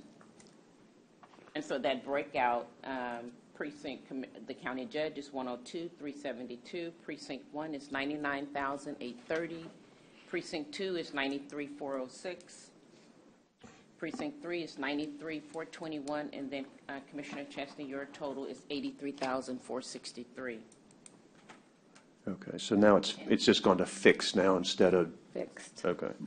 That's the difference. And to come up with the difference on the bottom, instead of using option 1, then option 2 are the available balances that would be put towards to make up the 1,100,000. Yes. Okay, okay, so 102 up here, and then tell me how this, 700,998 plus the 472 at the top would make up the total for That's grant correct. works. Yes. countywide projects Countywide, recommend? Okay, yes. so when you're saying option 1 and 2, it's Option either 1's or? not in anymore because we were planning to use that with the roof project trade. But option 2, we have the ARPA grant manager position, the Colonia's money, the Collier Johnson and Woods that had the balance remaining, and the Haggerty balance remaining. And that adds up to 700,000? Yes. 998? Yes. That adds it all up. So we would have to unallocate these monies from ARPA and reallocate to the grant work. Okay, so what you did was you took my reduced park Yes. upgrades and switched it somewhere else. That's correct. Okay, gotcha. Okay. Just so Commissioner Gonzalez knows that there were other people working on this besides him, since he doesn't seem to. You say you were working on Yes, you did too. So, okay, so. Credit, we'll give you credit. No, this is your item, and I appreciate you working on it. Okay, so that makes sense. Then that's what I was trying to figure out was what happened there, because this was what we had talked about coming up with it, and then So y'all it's just. here as option 1. No, it's okay. Wherever it goes, it works the best, and. One that's really taking the hit here is parks, hopefully we can get it back to parks. So, Okay, gotcha. Well, Okay. not on this one. This one doesn't have anything. That's on the roof project. Parks has taken the hit. that's what Yeah. I'm saying. Yeah. Taking the hit. Okay, and so tell me with this what role grants plays, because this is a lot of money. Explain what you're going to do for that money, please. Because Yes. this is a lot of money that we're spending, and it needs to be explained. This is ARPA money, not, it's all taxpayer money, but this is grant money that we got for the American Relief Protection Act. This isn't coming out of the general fund. This isn't coming out of the taxpayer pocketbooks. This is what we're deciding to use these funds for, to make sure that someday it doesn't come back to bite us in the tail and then come out of taxpayer funds. So this is a bit of an insurance policy is what I would call it. But I want to make sure, I'm really still very interested in making sure Grants is super involved in this and understands this, so that, not that we don't one day want to not hire Grant Works, but we have a grants department for a reason. Of course. And so if someone can explain that, I would appreciate it. And I'll Sure. be quiet. So, the role as far as what the grant, how we're going to work with grants department is, I think that through conversations, how we arrived at this point is agreeing that, to sort of reiterate what Judge has already mentioned, we're only managing certain projects that have been already allocated, and then some of the unallocated amounts. Grants department will continue to manage what they've already started. We'll have to work together because it all has to be reported to Treasury, and so we will continue to coordinate. Our main point of contact is still going to be Anna, because Anna's ultimately, her department will be responsible for the oversight of how these funds are managed on the county side.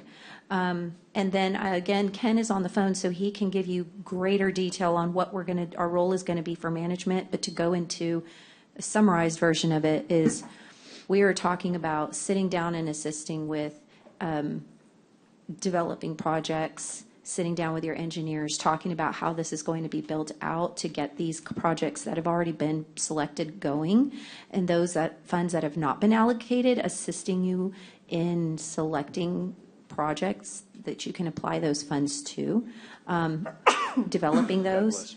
Then it's oversight of that project. So it's actually managing the project. It's not just necessarily the reporting aspect. It's actually making sure that we're following the implementation on how to actually make that project come to life.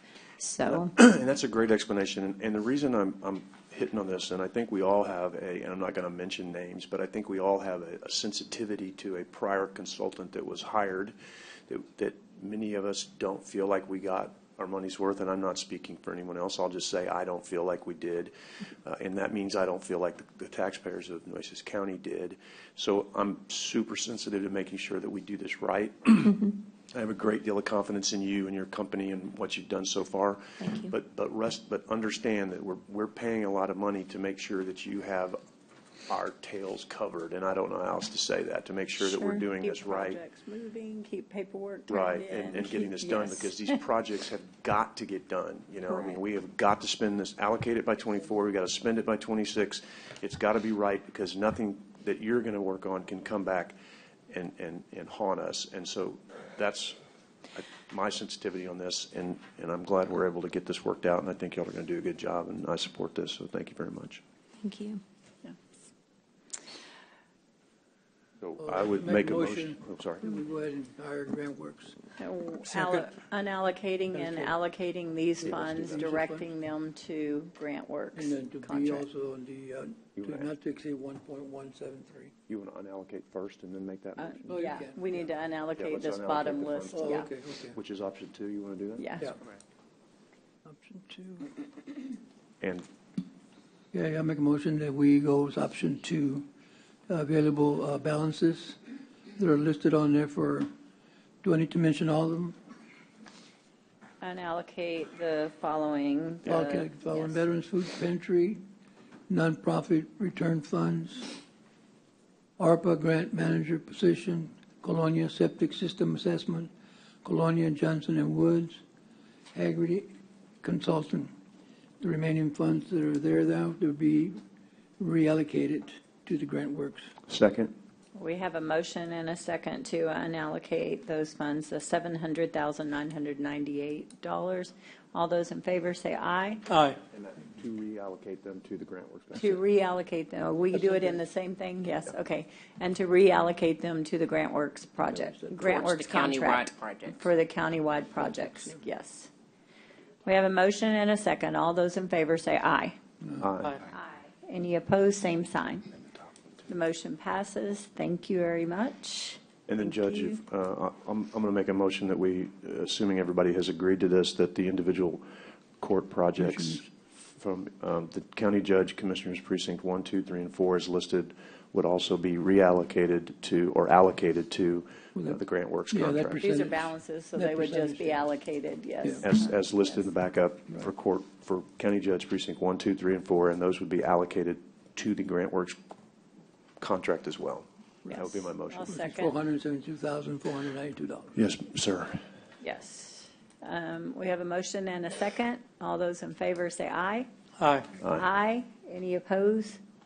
The motion passes. Thank you very much. And one more thing, I think Michael needs to clarify something we're not doing. If y'all could officially making a motion to award and execute the agreement with Grant Works for grant management services for disaster recovery, including American Rescue Plan Act grants under RFP number 3525-23. So moved. Second. We have a motion and a second. All those in favor say aye. Aye. Aye. Any opposed, same sign. The motion passes. Thank you very much. Thank you all so much. We look forward to Thank you. this. Thank you. Thank you. Thank you, Ken. Moving to item 8, discuss and restate the policy that every department in Nueces County is open to the public 5 days a week from 8 to 5. This came up because of Workday. We have a couple of departments that have been working 4/10s, and we do not have that implementation in Workday. It's going to cost the county money in order to set that, because when you take a day off, it's only set to give you 8 hours instead of 10 hours.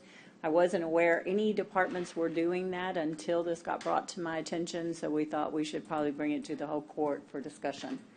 Yes, Your Honor, when we were initiating a Workday process through our staff as well as HR staff, it required us to put our personnel policy within our Workday, so it would be able to generate some items. Our current personnel policy only allows 8 hours for regular employees, 8.6 hours for law enforcement for sick leave, vacation leave, and that leaves. And that's why right now the restrictions in Workday are from our current personnel policy. And that's when we found out from other departments that some were working 4 days, 10 hours a day, and some of them are understandable, but they would need to bring that to your attention to be able to change that. And if those are items that you would agree to change, then when the personnel policy would need to be changed. Okay, but let me back up. This has nothing to do with law enforcement. They're 24/7. They're, yeah. Because of their collective bargaining agreement. I heard you say something spelled about out. law enforcement, so this is excluding law enforcement. This has nothing. This is simply any county employees that work for the county, period. And I know Juan is here, and his employees were using this, and I know the probation department came and asked. They came and brought it forward. I think they have possibly used it in the past, but what is the cost to the county if we implement this? Right now, we would work with Workday and my staff on implementing and putting in the new personnel policy that we have. I don't believe that's a significant increase on cost. It will be a small amount, just to make sure we have the information in there right, making sure it's tested correctly. So I wouldn't expect it to be a large amount, and there's already funding in our current process to cover this, so I don't believe there would be an additional cost because we already have funds available. And I wasn't implying that we all agree to do that. I think that is a court decision. I think it opens up a can of worms. I wasn't aware any departments were doing this, is what was alarming to me. And then if it gets out, then how many other departments would like a 3-day weekend? So. And our old timekeeping system allowed this, where our new timekeeping system, because it works on policies and procedures, it does not allow it, unless the court does decide to change. Go ahead. Commissioner Mottos, do you want to talk? I know Juan's here. I don't know if any other department heads that are wanting to share their thoughts, because argue their case. I guess I've been aware of Public Works. It's just kind of a matter of life when I got here that their schedule is how their schedules work, and they're a little bit more unique than maybe some other departments. But just in general, I mean, I'm open to a department head being flexible, because the one thing I've learned over the years is, you know, we can't necessarily give bonuses at the end of the year for good work or what have you. All we do is give pay. And if you can give time, that's so precious. I mean, people will take time being able to be more flexible, still putting their hours in, but you don't miss out, right, Juan? I mean, you're covered Monday through Friday. Yes, Commissioner, that is correct. Our services are still covering Monday through Friday. Tell us how this works for you. Tell us how you do this. We have 3 yards, Judge. We have the Robson yard, we have 4 yard, and we have Central yard. The 2 yards that work Monday through Friday is Robson yard and 4 yard. And the total personnel that we have. Monday through Friday? I mean, I'm sorry, Monday through Thursday. Okay. Sorry about that. And what are the hours? When do they come to work? They can work at 7 a.m. and they leave at 5:30. And do they take an hour lunch? They take half an hour lunch. Half an hour lunch. Yes, ma'am. And so they get their 10 hours per day for Monday through Thursday. And then we have another crew that comes in. I say crew, but another staff that comes in Tuesday through Friday that covers the services all the way from Monday through Friday for the work that we do. So what's the difference in your Monday, your other crew? The crew that comes in on Monday through Friday is they're out there working Thursday. on. Sorry, Monday through Thursday. Sorry, like, Judge. Wait. You're Yes, ma'am. confusing me. Yes. They do most of the roads and the reconstruction of roads and drainage and they do all that type of work. The crews that come in on Tuesday through Friday, they're the mowing crew, but they also do driveways, they also do drainage, they also can do the roads. Is there a reason that they can't do Monday through Friday, or is this just something because of the pay scale, like Commissioner Mottos was saying, that we have offered to our employees or something? And Judge, I mean, I've been here going on 6 years. This is the way the crews, that we've had our crews working. I know if Jerry was here, Garcia, he would say in his 42 years of working with the county, they've been doing it. So it's nothing that has been changed or nothing that nobody, it's just the way all the staff is still in those yards, regular 8 to 5, Monday through Friday. Yes, ma'am. And then we also, and then going out working in the field. Yes, ma'am. And then we also have our clerks work Monday through Friday from 8 to 5. So if anybody calls the Robson yard, there's somebody that answers the phone at the yard. If somebody calls the 4 yard, there's somebody that answers the phone at that yard. And then at the Central yard, Those are our mechanic, we call them mechanic shops, and they come, some come in Monday through Thursday, and then some come in How do you Tuesday through decide Friday. who does, have you had The any trouble foremans- with that? No, ma'am, we Yeah. haven't had any issues regarding who comes in at a certain, as a matter of fact, we haven't had any complaints from anybody about our schedule. And it's worked. I think the long hours helps us out by being at a job site. You don't have to reallocate, and you don't have to go move your heavy equipment, move them back, and then come back Friday and move the same equipment, have the same, 10, or I'm sorry, not exaggerating, 5 to 6 cars going out to the job site an extra day on a Friday. So you're going to reuse your fuel, you're going to reuse the heavy equipment to drive it all the way over there, and that takes time. This way, you have your crews that come in early, they get to the job site early, and they can stay late till 5:30 or 5, and then demobilize and then come back to the yard. If we end up doing this, then we only have 8-hour spread, and that kind of condenses the work. So, and I know this is probably not the right way of saying it, but we are going to be probably, we're not going to be as efficient as we were if we do have those long hour days. But you're open to the public 8 to 5, Monday through Friday. Yes, sir, we're open to the public from 8 to 5. Well, Yes, I mean, sir. if you're,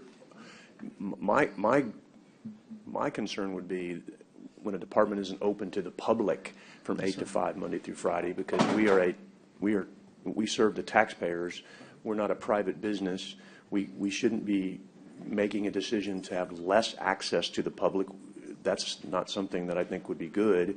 So I don't know that you would be in the area that would be concerning because you're doing work. I would be more concerned about a department that's not open to the public from 8 to 5, Monday through Friday. No, sir. And like the one, and then I didn't know. I can't say that I knew all of that. I think you've always been efficient. So Commissioner Montes knows more about it than I do, and I acknowledge that, and that's good because I can call you all the time. I mean, the public can call you all the time. That's the case. But what about the departments that are those closed? The ones that I didn't know we had ones that were. No, they alternate too, and But there's- Humber's here. His has had a policy of 410s as well. You want to come up to the podium and talk to? Yes, I'd just like to add that I asked community supervision to come as well as juvenile justice, because they have staff that are working that schedule. I do agree with you, Commissioner Chesney. We are to be open to the public Monday through Friday, 8 to 5. That is on our website. But I do encourage any schedule that improves our operations and meets the needs of our staff, and they can let you know how that happens by their schedule. So. Judge, Commissioners, and as you're familiar with our department, our probation side, and then we have this institution side. And so real quick with the institution, as we have too, similar to the jail, although we're not a collective bargaining, we have been working non-traditional hours for years, and really that's out of a budget necessity. We have 12-hour shifts and a swing shift. If we were to go to the 3, 8 to 5 shifts, or 8-hour shifts, that'd be a lot more employees to have to hire. And that's on the facilities, which has been operating for years that way. On the probation side, which we have about 75 people, for the last year, we offered them a non-traditional 10-hour, 4-day work week. Now, we're open from 7:30 to 6:30 every day. And so we offer them, first of all, it's voluntary. So half of the department basically chose this. And a lot of them have schedules that, whether it's kids, whether it's making appointments, they're being more efficient in making their doctor appointments on their either Friday or Monday. It's not just all Friday that they take off. We make sure that it's balanced, and we have to have people there on Friday. Obviously, a lot of people would like to take Friday off, but every unit has to be covered. And so they split it up between either a Friday or their Monday off and still get the 3-day. So it's been working for us for the last year. We did suspend this, however, for the last month when we found out that this may have been a hiccup with Workday or what have you. So on the probation side, it's temporarily suspended at least until further notice from the Commissioner's Court. Or until Workday can implement something so your guys can get paid, because that's what brought all this to light, is they aren't getting paid if they're taking off, so. Now, the way Workday is set up, for example, for his staff, if one of his staff is working 4 days, 10-hour shifts, and they take a day off of sick leave or vacation leave, they would normally be 10 hours, however, Workday only lets them put in 8. So it would be 2 hours short. So we have, I mean. So that needs to be That would have addressed. to be immediately addressed We need to know if what this departments goes that the forward. court would allow Yes, this to have yes. to be done, yes. Well, you know, we got Workday to, I always thought it was to be a better program, to be more efficient, to be all this. And now we have problems where we got kinks, so we can't do this, we can't do that. I think we should, if Workday's as good as they say it is, I think we need to be flexible. I Now, think, Commissioner, it is you know, flexible, and we can do this, but the Workday requires us to follow policies and procedures, and policy and procedures says that we have 8 hours for vacation and sick leave, and it's 8.6 for law enforcement. Well, That's at all one we point- have, so. At one point, That's what the policy at says, one and that's point, what it y'all was approve approved it. by somebody, because I know Mr. Flores has been doing this for over 15, 20 years. And I know Public Works, when Jerry was here, when Sullivan was here, they were doing the same thing.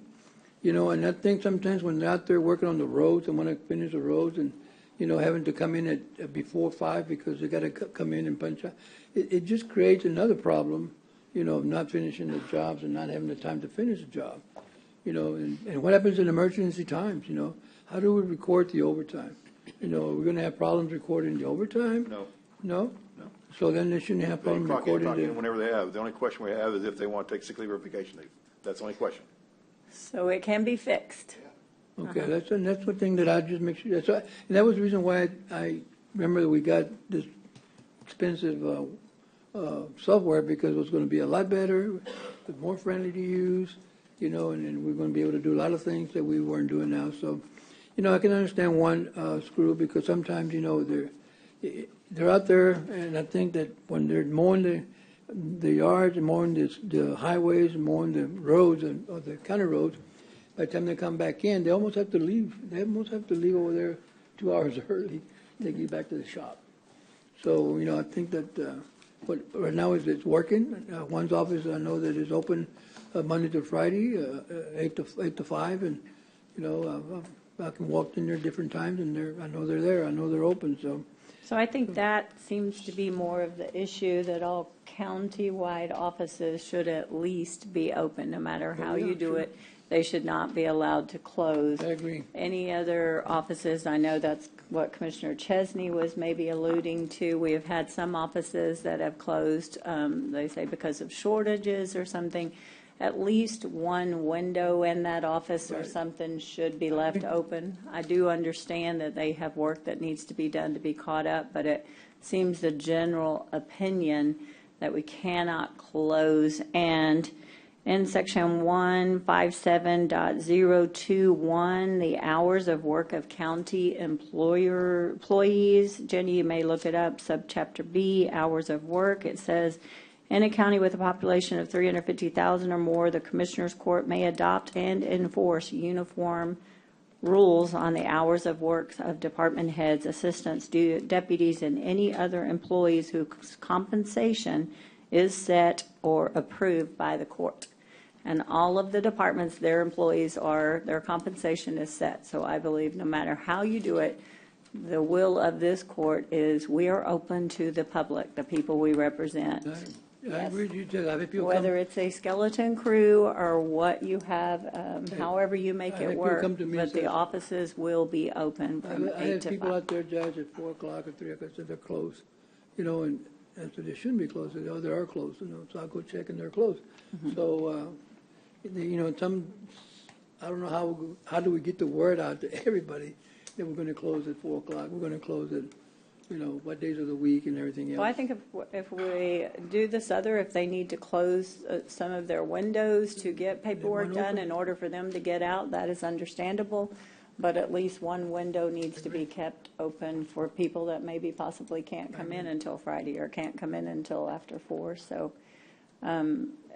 I would, I guess, accept a motion that this would be added to our Nueces County policy for Excuse me, future to clarify. Excuse me, Judge, I also want to Yes. get on board here. Public Works has always worked since I've been here, and even back in the 60s, they would allow them to work their overtime, or they would go in a few hours, an hour or so early, depending on if the summer weather was real hot, and they want to let the employees, start work early so they can get off a little bit earlier, and that's been allowed. And Dale, am I hearing from you that this new program doesn't allow this to happen? It allows, if the department wants to have them come in at 5 o'clock in the morning, they can, and clock in, clock out, that's fine. The only question we have is, for example, let's pick one of the staff for one. They say they work 4 days a week, 4 days a week, 10 hours a day. They want to take 1 day vacation. Right now, Workday says they only take 8. That's what I'm saying. So, But then you're short 2 hours. but you didn't know this before you got this Workday program? Workday has, based on policy. Policy and procedure says that, our policy says we only give them 8 hours. Our policy. Our policy? Yes. Yeah. Personnel policy. Well, I understand that, but I mean, MFLA, we're only allowed to give someone, our policy only says if they work 10-hour days, we can only pay Doesn't them. say about anything else. It says that if you want a vacation or sick leave, it's for a regular employee, it's 8 hours. For law enforcement, it's 8.6. And that's their policy as approved by court. Dale is correct. Our policy is set up that way. We can amend the policy if the court should please do so. And that's for law want however much they enforcement want, but as if they well, want and to take that's part vacation- of their collective bargaining deal. And then, so we've only been paying them 8-hour days when they took vacation. We've been shorting them 2 hours a day for years. No, when we were working on the old system and old executive time, and executive time was not set up by policy and procedures, they can do whatever they want. Could do it before. Now, because So Workday now if we requires move this. forward, though, is this going to affect our collective bargaining? Because those guys work 12-hour days, some of them, those Because guys. the collective bargaining agreement addressed that, we've already had it set up in our workday for that particular event for the collective bargaining agreement because it is a union, and the union controls that, so that was not an issue. They can put in their time based on, for our correction officers, it's 12 hours, so they work 12-hour shifts, 12 and a half to be exact. And we only pay them 8 for a leave. No, 8.6. for a collective bargaining agreement, if they request a day off, we pay them 12.8, 12.5 hours. so how do they get paid the 2 hours you say they're going to lose? For law enforcement, which is. No, collective I'm bargaining talking about the regular employees. They'll be short 2 hours, We just unless the department tells them to come in and work 2 hours. Or unless we amend the policy. Unless we So we amend the need to- policy So we need right to now. put something, Yes. well, we The can't old do it system, today, there but will we be. need to post it and In the new system, discuss there it. will be. Yeah. I mean, The policy will be amended for these particular departments. We allow them to use 10-hour shifts or whatever may be the case. excuse me, Marianne, known you for a long time, and you've always taken care of the time for Public Works. And can you come up to the microphone? Sorry. It's like, we can't ask you something Sorry, without put you through everyone that. else being able to hear. Thank you. All right, what you need, Ron? Well, I just want to know and tell us, in all your years of doing the timekeeping for Public Works, they've always worked those 2 hours extra or had that shift change. Well, it's not extra because they're getting their 40 hours. It's not 2 hours extra, but executive time allowed us to put 10 hours for their leave for their benefits. But Workday does not allow that. So- It only allows 8. So we have to try to figure out how to get that other 2. The first pay period that we just did was, we were okay because they worked 8 hours because of the holidays.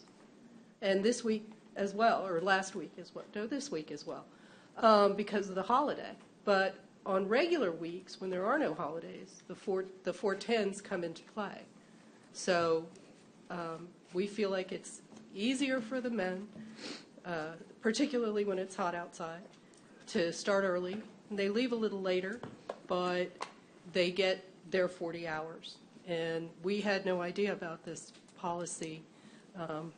Nobody had ever seen it written down that it had to be a certain way Yeah. until I tried to put in a leave for someone and wasn't able to. Well, I didn't know that this is the way Workday was going to work. We were told that it was going to be a whole lot easier for everybody. And- Well, once the kinks get worked Eventually. out and we all have to learn how to do it, it'll be fine, I think. But right now, this is quite a roadblock.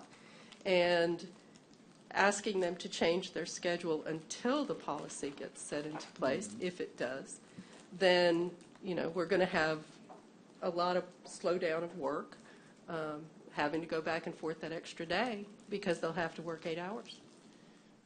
Yeah. So Dale, I think what you said was the solution is if we change the policy, workday can be changed. Yes. Okay, it's pretty simple. We just need to put it on the agenda and discuss it. We need to bring this back for the next agenda to change the policy. Not a hard fix. Right.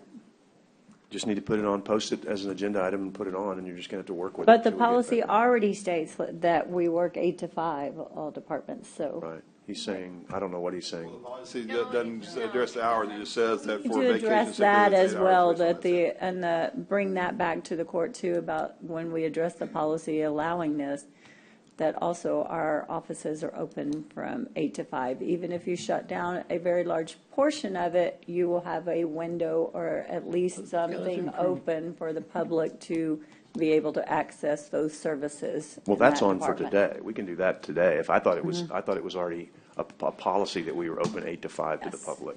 Yeah. So either way, Okay. we can do that today and make that, if that And needs to just be, change the other for workday, the policy, the 10 hours next week, put that on. unless Jenny thinks it's related matters. I would think it's related matters. They're all related. I know. Jenny, can we do both today, since we have related matters, do the workday implementation of the changing for the 10 hours and to add to the policy about all departments and the county will be open? I'm unable to opine on all county departments being open as per Commissioner's Court order. That was not requested of me prior. I believe there is some research that I would need to do on that before that.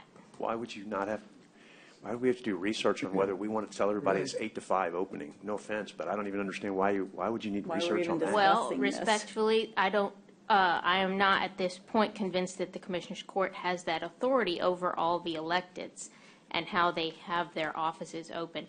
I understand that statute, but I have to be sure that it is not the number of hours or when the hours can be dictated.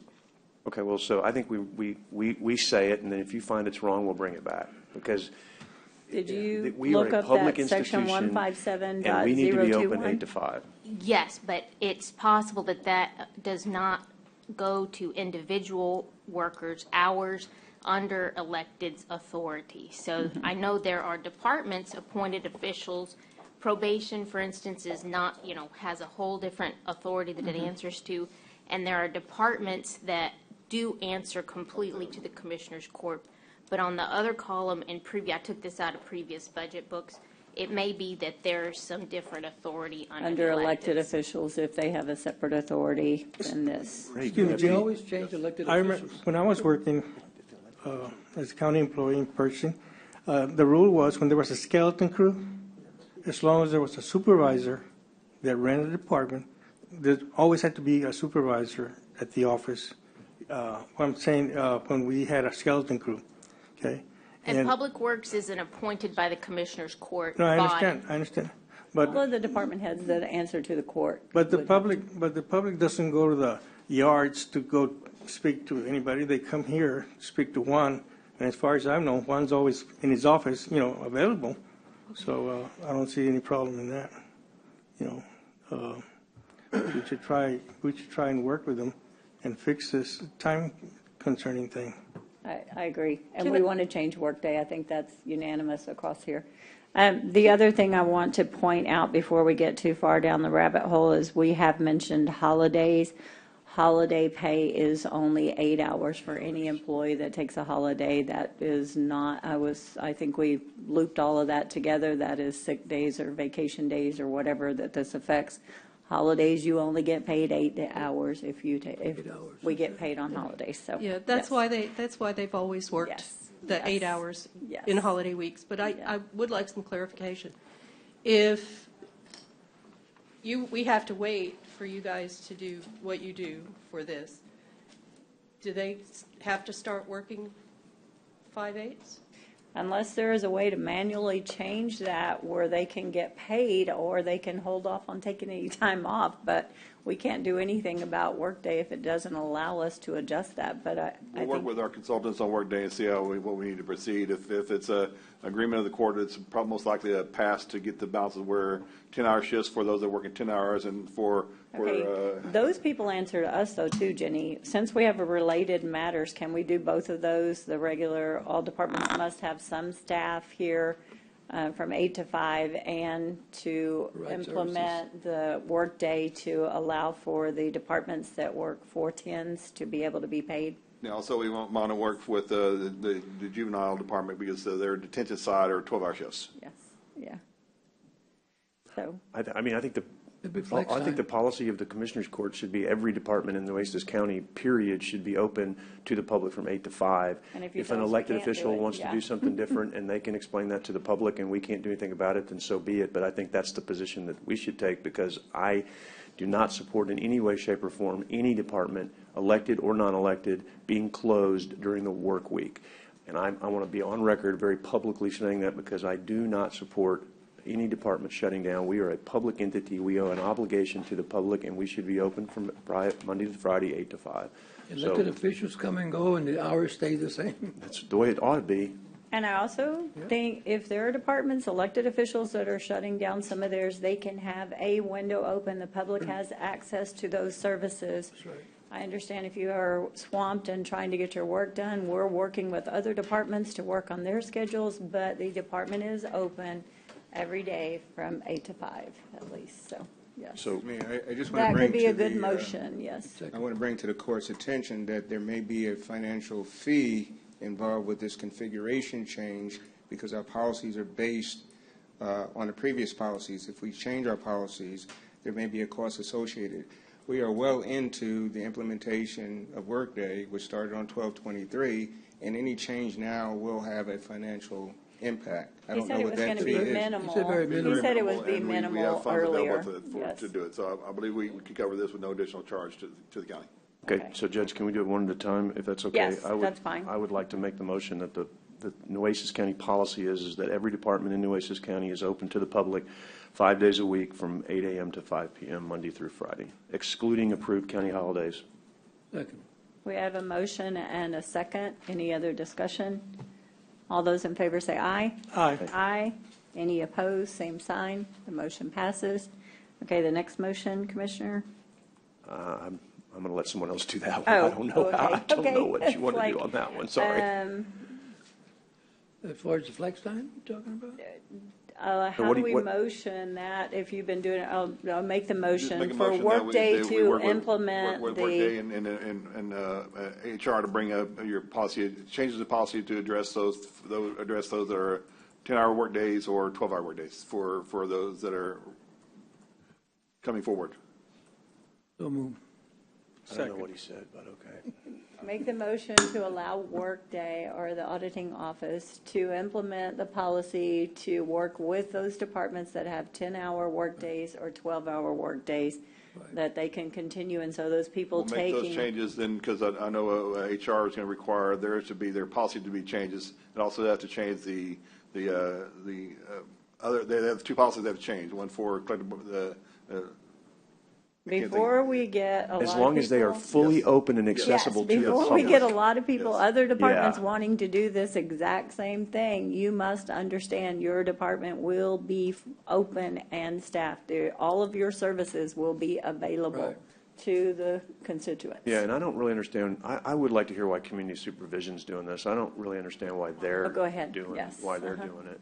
I mean, I heard from Same Homer. reason Homer's doing it, Commissioner.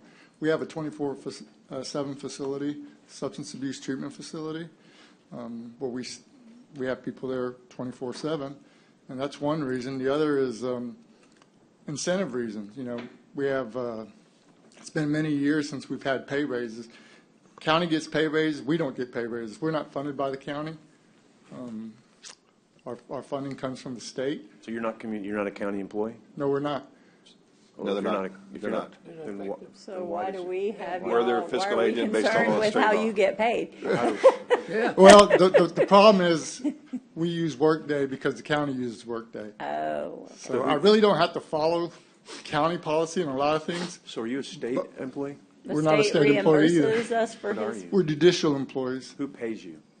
Their funding comes from a grant from CJAD, and they're basically employees through that function of that, so they're not necessarily county employees, even though they're part of our workday process, because we have to count for them as a separate entity, and we're their fiscal agent.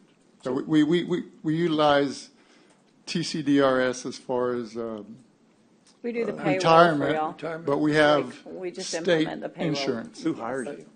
CSE does pay us a The certain amount judges of fee every appoint year. me as a director, Okay. and then I hire my employees. So they're not county, They're not. They're not, no. Their payroll just runs through our system. Correct. Yes, It comes from the state, but it runs through our system. Right. as a fiscal agent. Yes. okay, so they're not a county department. No. So we would have no jurisdiction over you. Correct. You just Don't need worry this about it. implemented so Exactly, that you can get. exactly. Yeah. Okay, so you're not a county department, so then, fine, so then we're down to juvenile probation and public works, and so Correct. we're only really approving it for those two at this That's point. correct. Only those two, Only that needs those to be two, part of the that's- motion. Yes. And I would assume we would want to add that anybody else that wishes to do that would Come have to before come us. to court and get And approval justify for it, yeah, that. because Yes, this is and not, justify this is a this. slippery slope if we're not careful. I agree, but I think you do it for two, you're going to have a lot of people in here. And for professionals who have court till all hours or have clients in the office till all hours, we also would ask that same Yeah. flexibility. We already have another addition. Oh, I think we got to I mean, it's not a change, Judge. This is how we practice. And I want to assure the court, even though we're not county employees, we do try to follow as much as possible what the county does, just so there's some unity. And I also want to assure that we are there, open to the public, Monday through Friday, even though we have people working 4 days sometimes. Yeah. And sometimes they're working till 12 midnight. So, we do home visits at night, so we have to alter the schedule also. That is part of the motion, that they are required, whoever you are that implements this is required to have your offices, your department open It's a little to the. different, just like yes. law enforcement. Yeah. And I want Yeah. to thank the payroll department, because I know they've been working with us this Yes, last couple of weeks, it's been a trying to big do these headache, hiccups yes. and things like There are that. gonna be So I more. thank them. You're making me more and more uncomfortable with doing this. I'm not sure, this is getting, where do we stop here? I think this is a bigger I discussion. think the implementation that you say your office has to be staffed, and staffed, you have to be able to handle whatever call you get or But people anybody that can say they're come doing in. that. and because everybody wants 4-day weekends. Yeah, Everybody I- wants 3-day weekends. Well, I'll tell you, at the pay that we're doing, Yeah. let's look at our pay, let's look at the presentations we've had from Estrada and Hinojosa and give us our state ranking. We're 15th in the state population-wise, but pay overall is around the 25th. So there's a big gap with smaller counties that we are not meeting pay. So if we can't do it, because every year we're tying our hands together because of the tax rate, and I get it, I've supported, I voted for it, but if we can't go that way because we don't want to put that burden on the taxpayer, then we got to find other ways to incentivize. And I'm all for giving our managers more flexibility to say, hey, we're still going to be operating, because I think everyone would agree, Monday through Friday, 8 to 5. But if they can create an A shift and a B shift where people come in and maybe are working 410s or something, I think that flexibility would also be more appreciated. So I want to just make sure that we include that, to give that option. And if it has to come to us piecemeal, I agree. I think we've opened Pandora's box, but I think that that's going to help us incentivize staying here, because talk to Juan. We were talking about this yesterday. You train your guys to get their CDLs, and they go work for the state or somewhere else. All these different departments that we go. I was speaking with Kevin Kieschnick yesterday. He gets his people trained, and they go work for the state or some other agency. So we got to find a way. If we can't do it monetarily, which we try to do every year, we try to give a little bit of increase. But that's not catching up with inflation or anything else, cost of living. then let's give some flexibility. I know it's going to become a mess. Yes.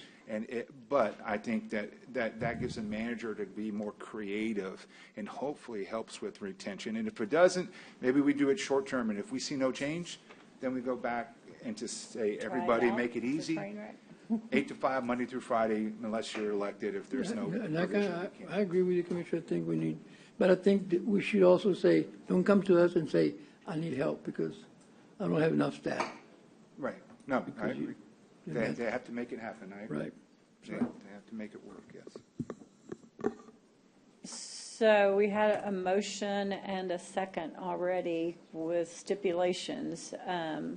Were you still suggesting that they need to come to court, everyone, and ask permission for that? Or let the managers decide on their own? And, I mean, if we do it for 2, I can't imagine we're going to say no as long as they're staffed. But you put the stipulation that they have to be open I and think fully Commissioner staffed. Gonzalez is Yeah. absolutely right. It's like, if you tell us you can't make it happen, then you got to realize that there's certain staffs, there's certain number that I don't know what it is, that some departments may not be able to do it, but Public Works can make it happen, Larger even though their departments, office staff more are likely, typically going to still yes. work a traditional schedule. Their field staff are going to work the non-traditional. So whoever that may apply to, I'm okay with that, but.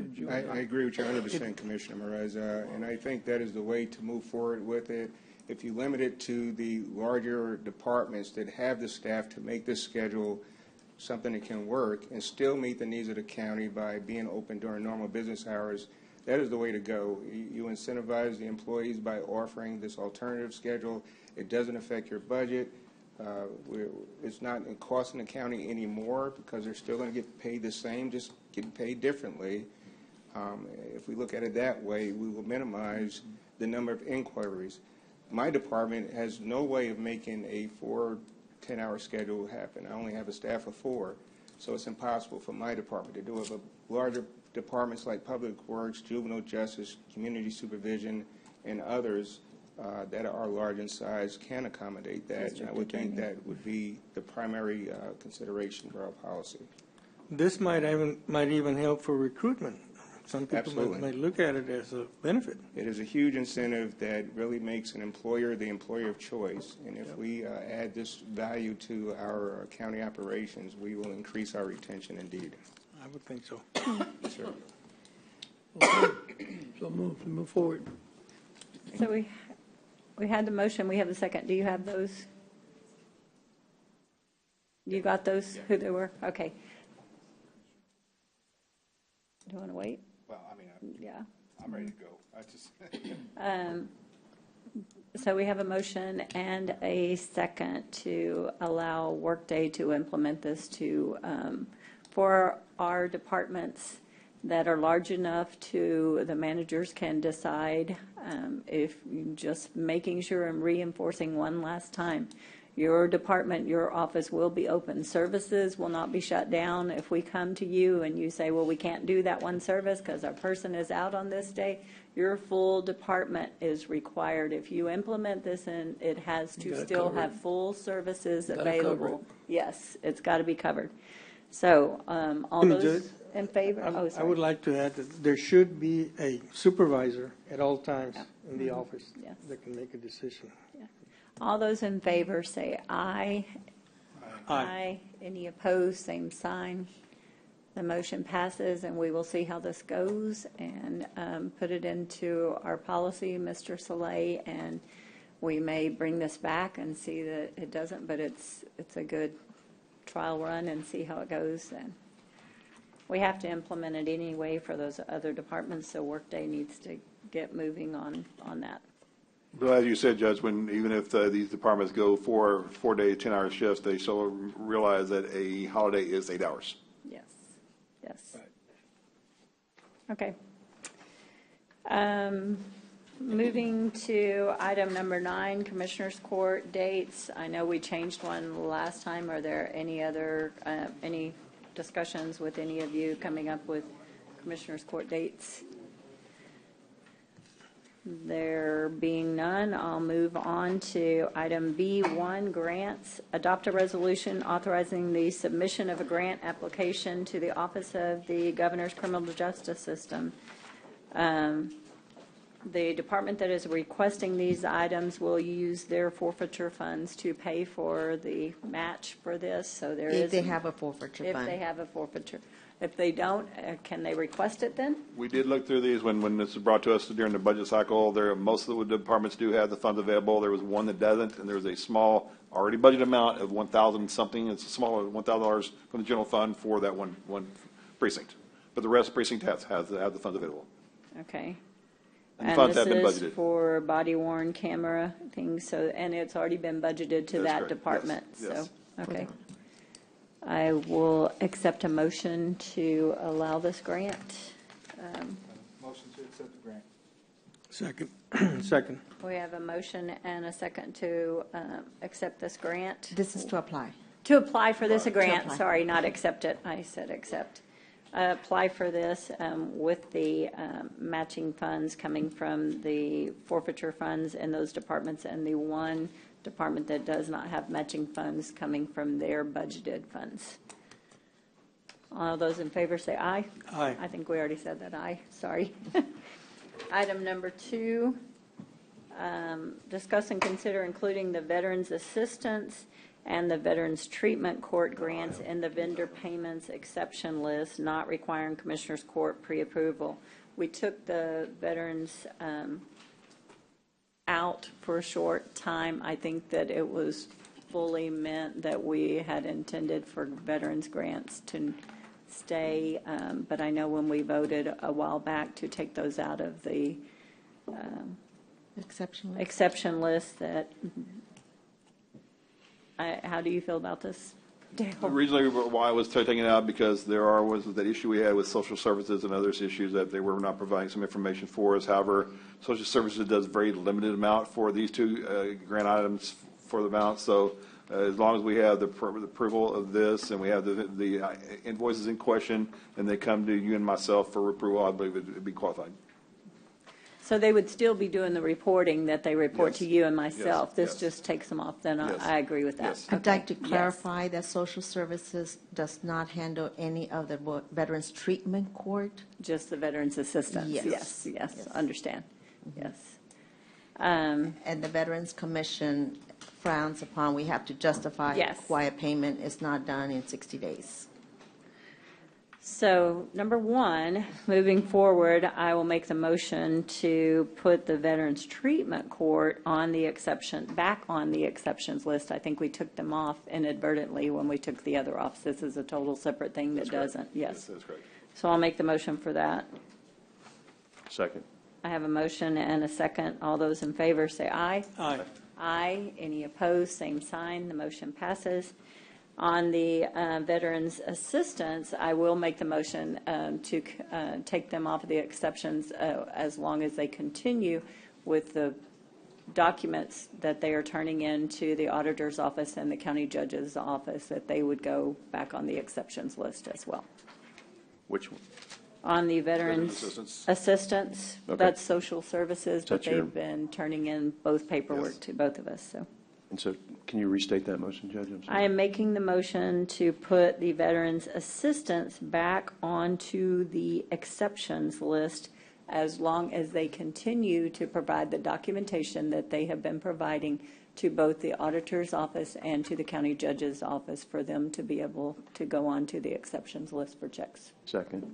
We have a motion and a second. All those in favor say aye. Aye. Aye. Any opposed? Same sign. The motion passes. Thank you. Thank you so much. Thank you.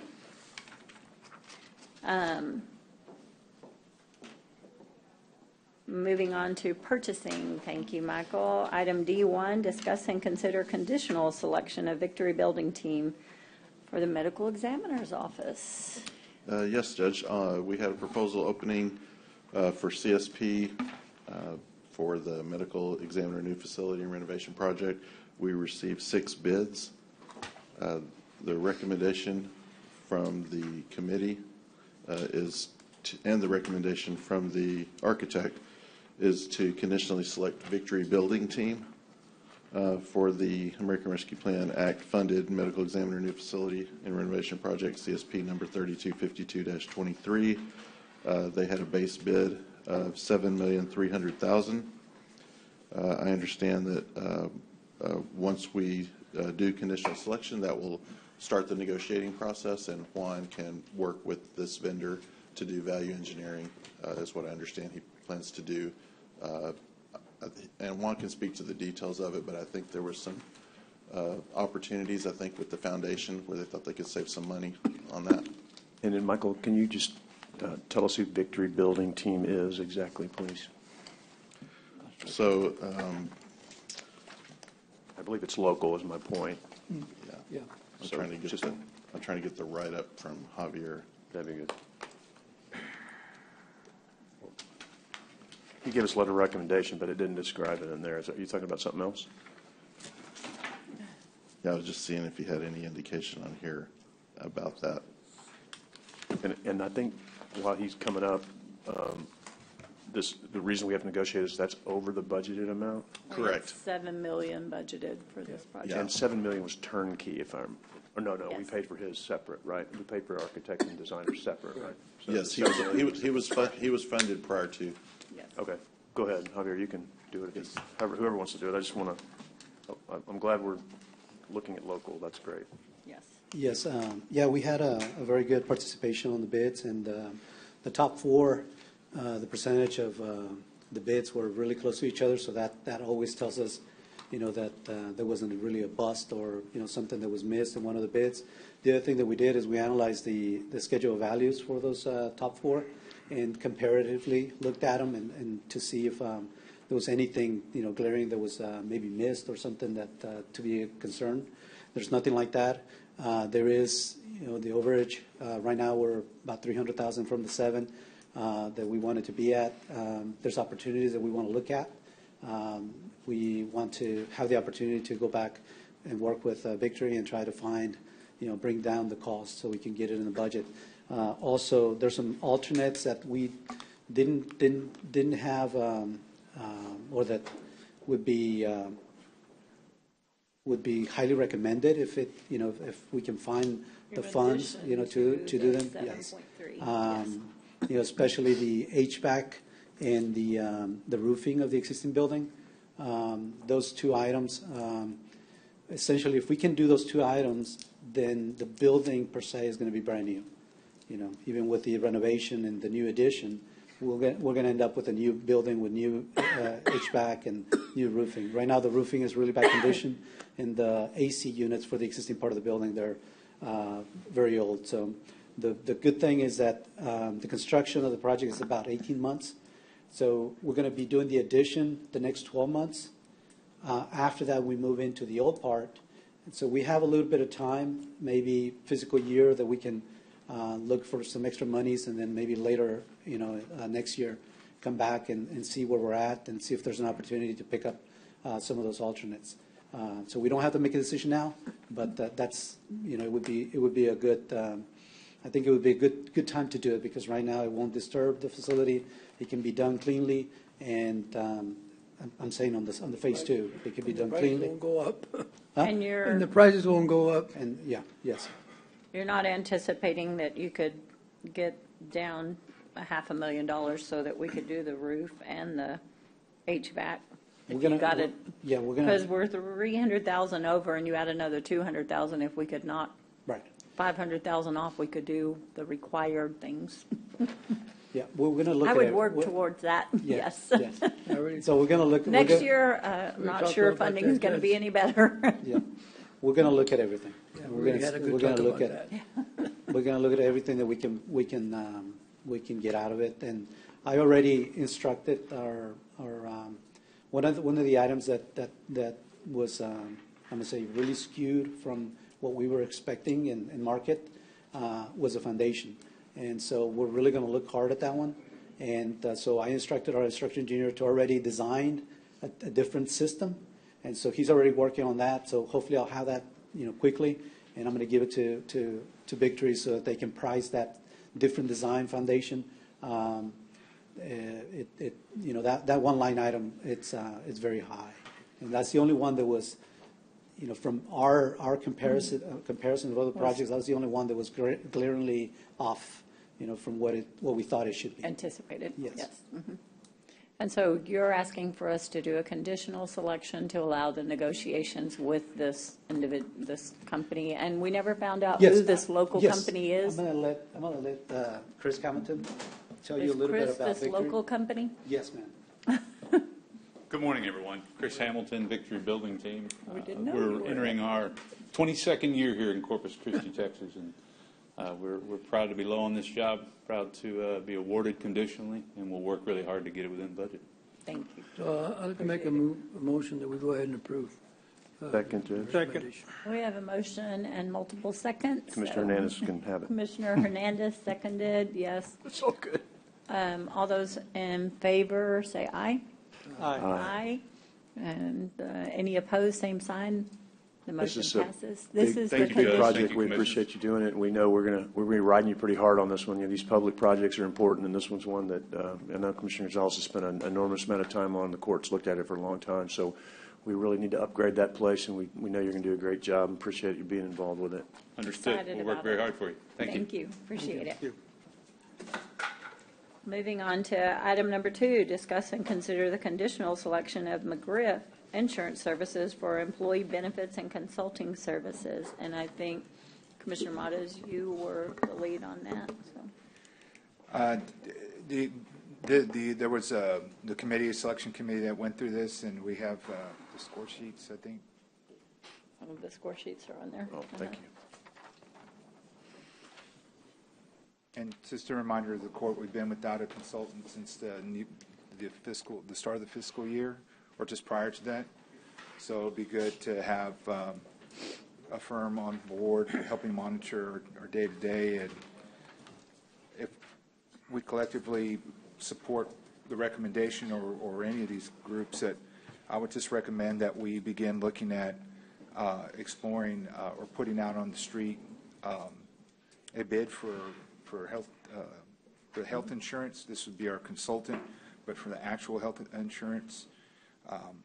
For them to begin working for them on to that, begin yes. working on that, exploring that. That does take a while. It is a process to learn our system, all of the nuances that we have here at Nueces County. It won't take too much, but especially if this is something we're considering, it could have a positive impact on our budget.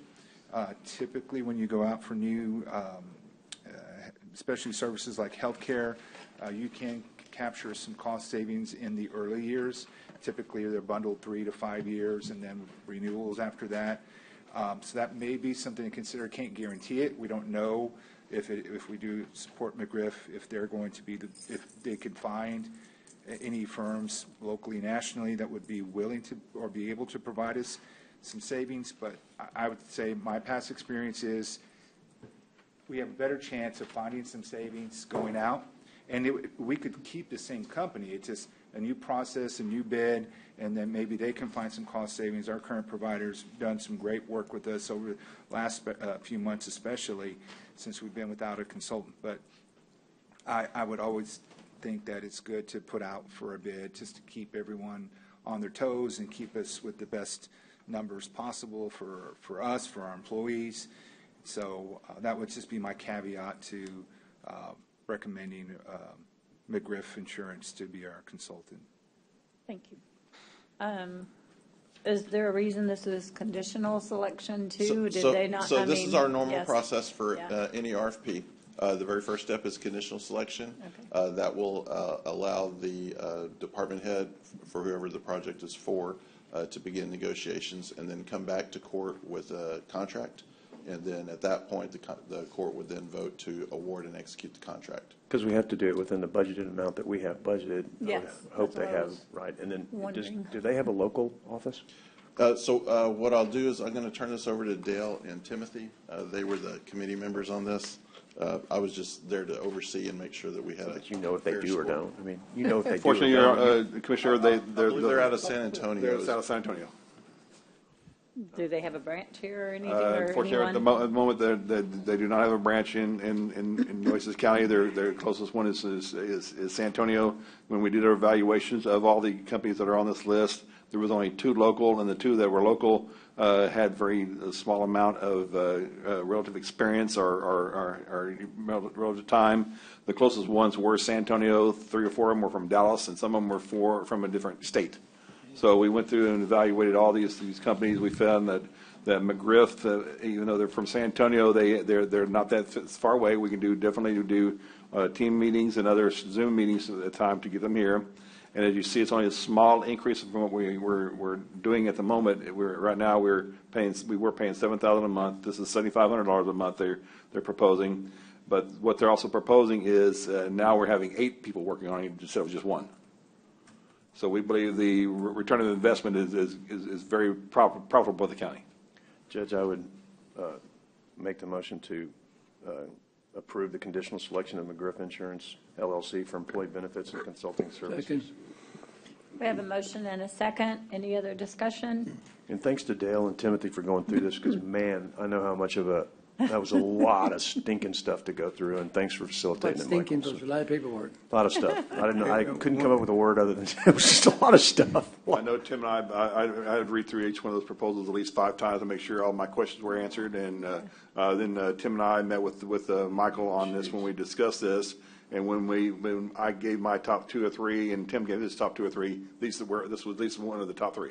We appreciate you. One of the biggest benefits that we have by going with McGriff is that they have given us a guaranteed rate for 5 years of $7,500 a month, and I thought that was phenomenal. Yes. Given 100 years of experience and 120 locations and being in close proximity, we have a professional network to choose from, and I think it really would add value to Nueces County.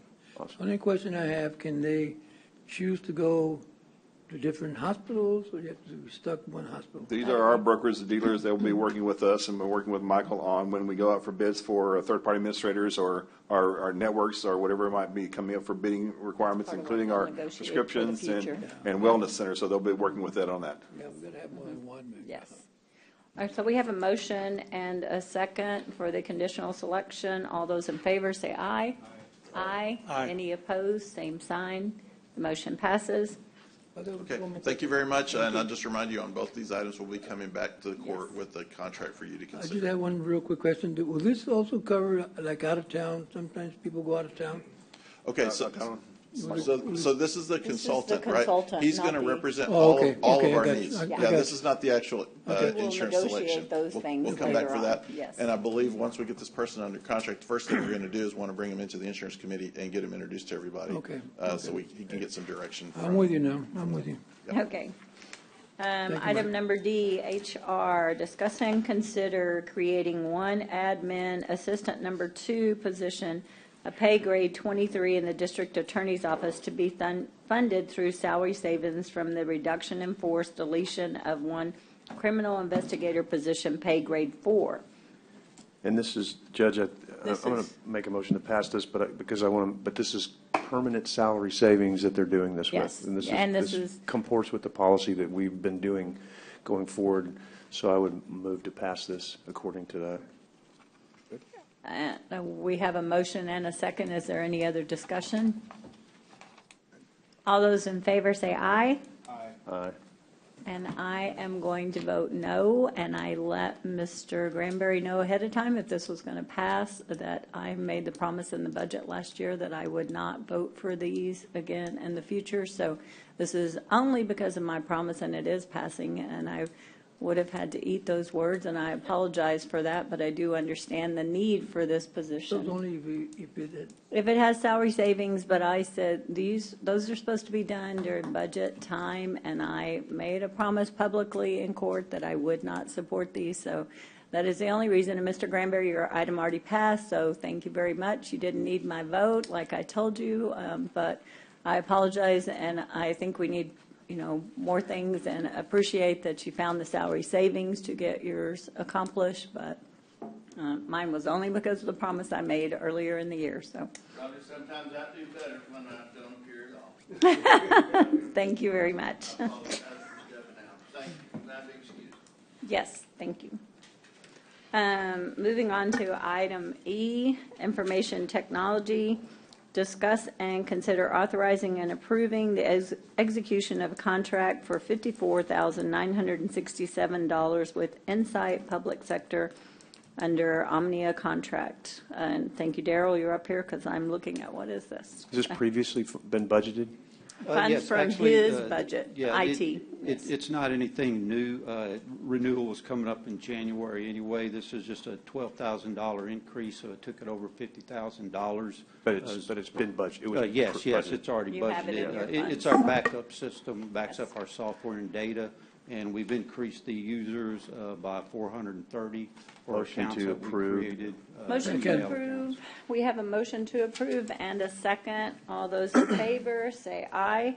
Aye. Aye. Any opposed, same sign. The motion passes.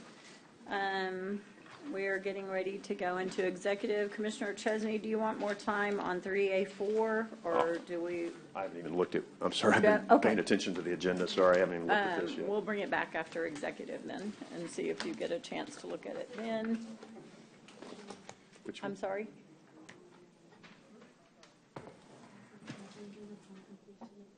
Right.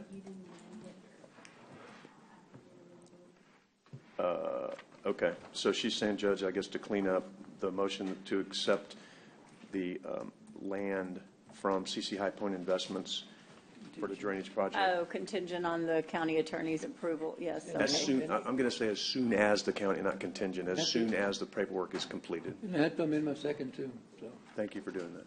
And, okay, we have an amended motion and a second. All those in favor say aye. Aye. Aye. Any opposed, same sign. The motion passes. Thank you. Moving on, is there anything else that I missed other than the one item we're bringing back later? At this point, then we are going into executive session. Sorry. Just for clarification, just for the dotted i's and crossed t's. Yes, sir. On item 3A6. Oh, you did? Okay. Yeah. Thank you. Sorry. That's okay. Were you out of the room? Sorry. She's on the chase. She's on the ball. She got it. Good job. This time we are going into executive session. Public notice is given that Commissioners Court may elect to go into an executive session anytime during the meeting to discuss matters listed anywhere on the agenda when authorized by the provisions of the Open Meetings Act, Chapter 551 of the Texas Government Code, to the extent there has been a past practice of distinguishing items for public deliberation and those for executive session. The public is advised that the court is departing from that practice and reserves the right to discuss any listed agenda item in executive session when authorized by law to do so. In the event the Commissioners Court elects to go in an executive session regarding an agenda item, the section or sections of the Open Meetings Act authorizing an executive session will be publicly announced by the presiding officer.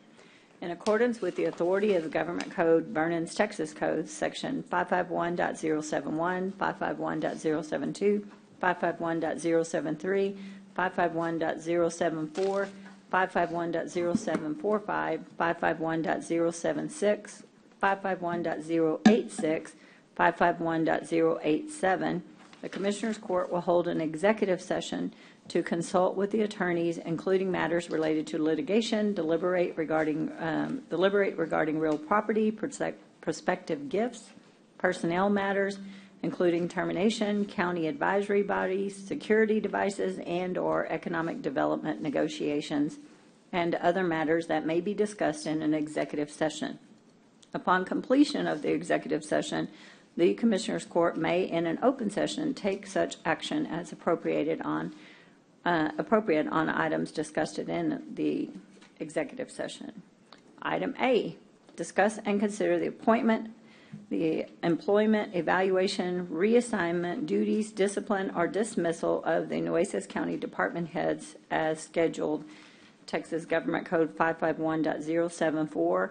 And let me just clarify for anyone that is watching, this is the wording that our county attorney has said that we are required to use for this. No departments are being, this is just a department head evaluation. This is not Okay, but from the county attorney's office, we would ask that the departments be identified. So as it stands, this is not as we would prefer the language. Is it required? You have, well, Because it's just our evaluation. It's not like we're bringing them in for disciplinary. This Right. is starting of an evaluation that has never been performed. what would be required would be for the individuals to have notice prior. They were And noticed. so yes. that's good. Yes. But as the level of scrutiny goes up, if it is a negative action and if it is an employee that has a lot of public interest, then yes, that would need to be specified in the notice.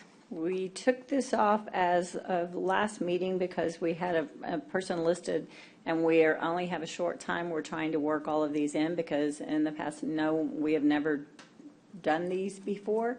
And the Commissioners Court, because they answer to all 5 of us, we are having to add them onto our agendas, so we wanted to leave it open. If we just list all the department heads behind this, would that cover it? So then we could get whoever's available in? Last time, we could have pulled somebody else in. Or just work on the wording a little bit to where it's not. It's very inflammatory, like Right, you're because going we're to not get doing rid of just, somebody. right, all we're doing is an Absolutely. evaluation, so maybe Yes. just work with Jenny from going forward on what the language needs to be, that we're just Advisory. doing evaluations, and then if the We have, evaluation and turns into she something said it else, then had we to have to be post this it way. differently another time. The language tracks the statute. That is the safest thing to do. But if you are going to perhaps do a 2-stage and don't take action, These are not action, to me, this. These are to- just evaluations. Right, we would only This is do, for employee the next files. stage would be, if the evaluation comes out so poorly, then we'd have to repost it as a different item, so. that's a potential, yes. I mean, we're happy to work with you and figure out what makes you comfortable. Yeah, just, yeah, I mean, Okay. I'm sure y'all. Well, can we figure put it out- on here, and that's the reason I wanted to state this openly for the public, because it is very inflammatory, and that is nothing of what our intentions are right now with this, yes.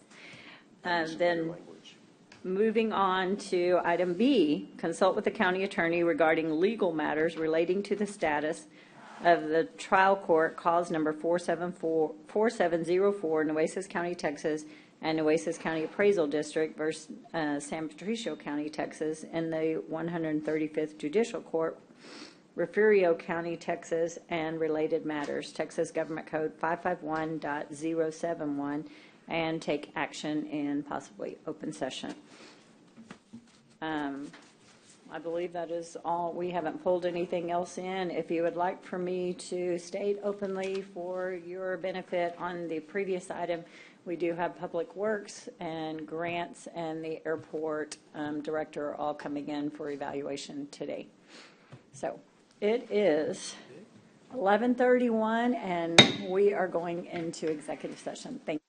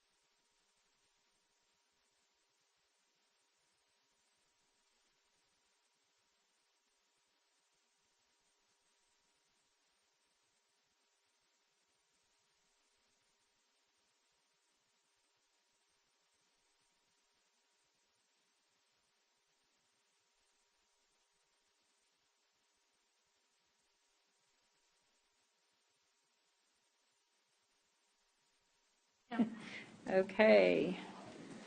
Guys, everybody ready? Back to work? It is 1:29, and we are coming back from executive session.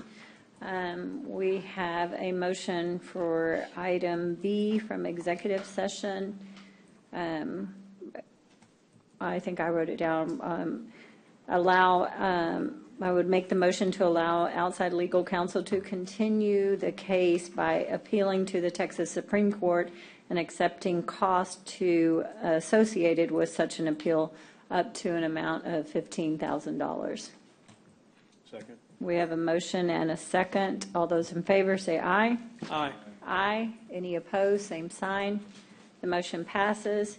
Going back to item 3A4, discuss and consider the Nueces County Courthouse and Jail Roof Project. And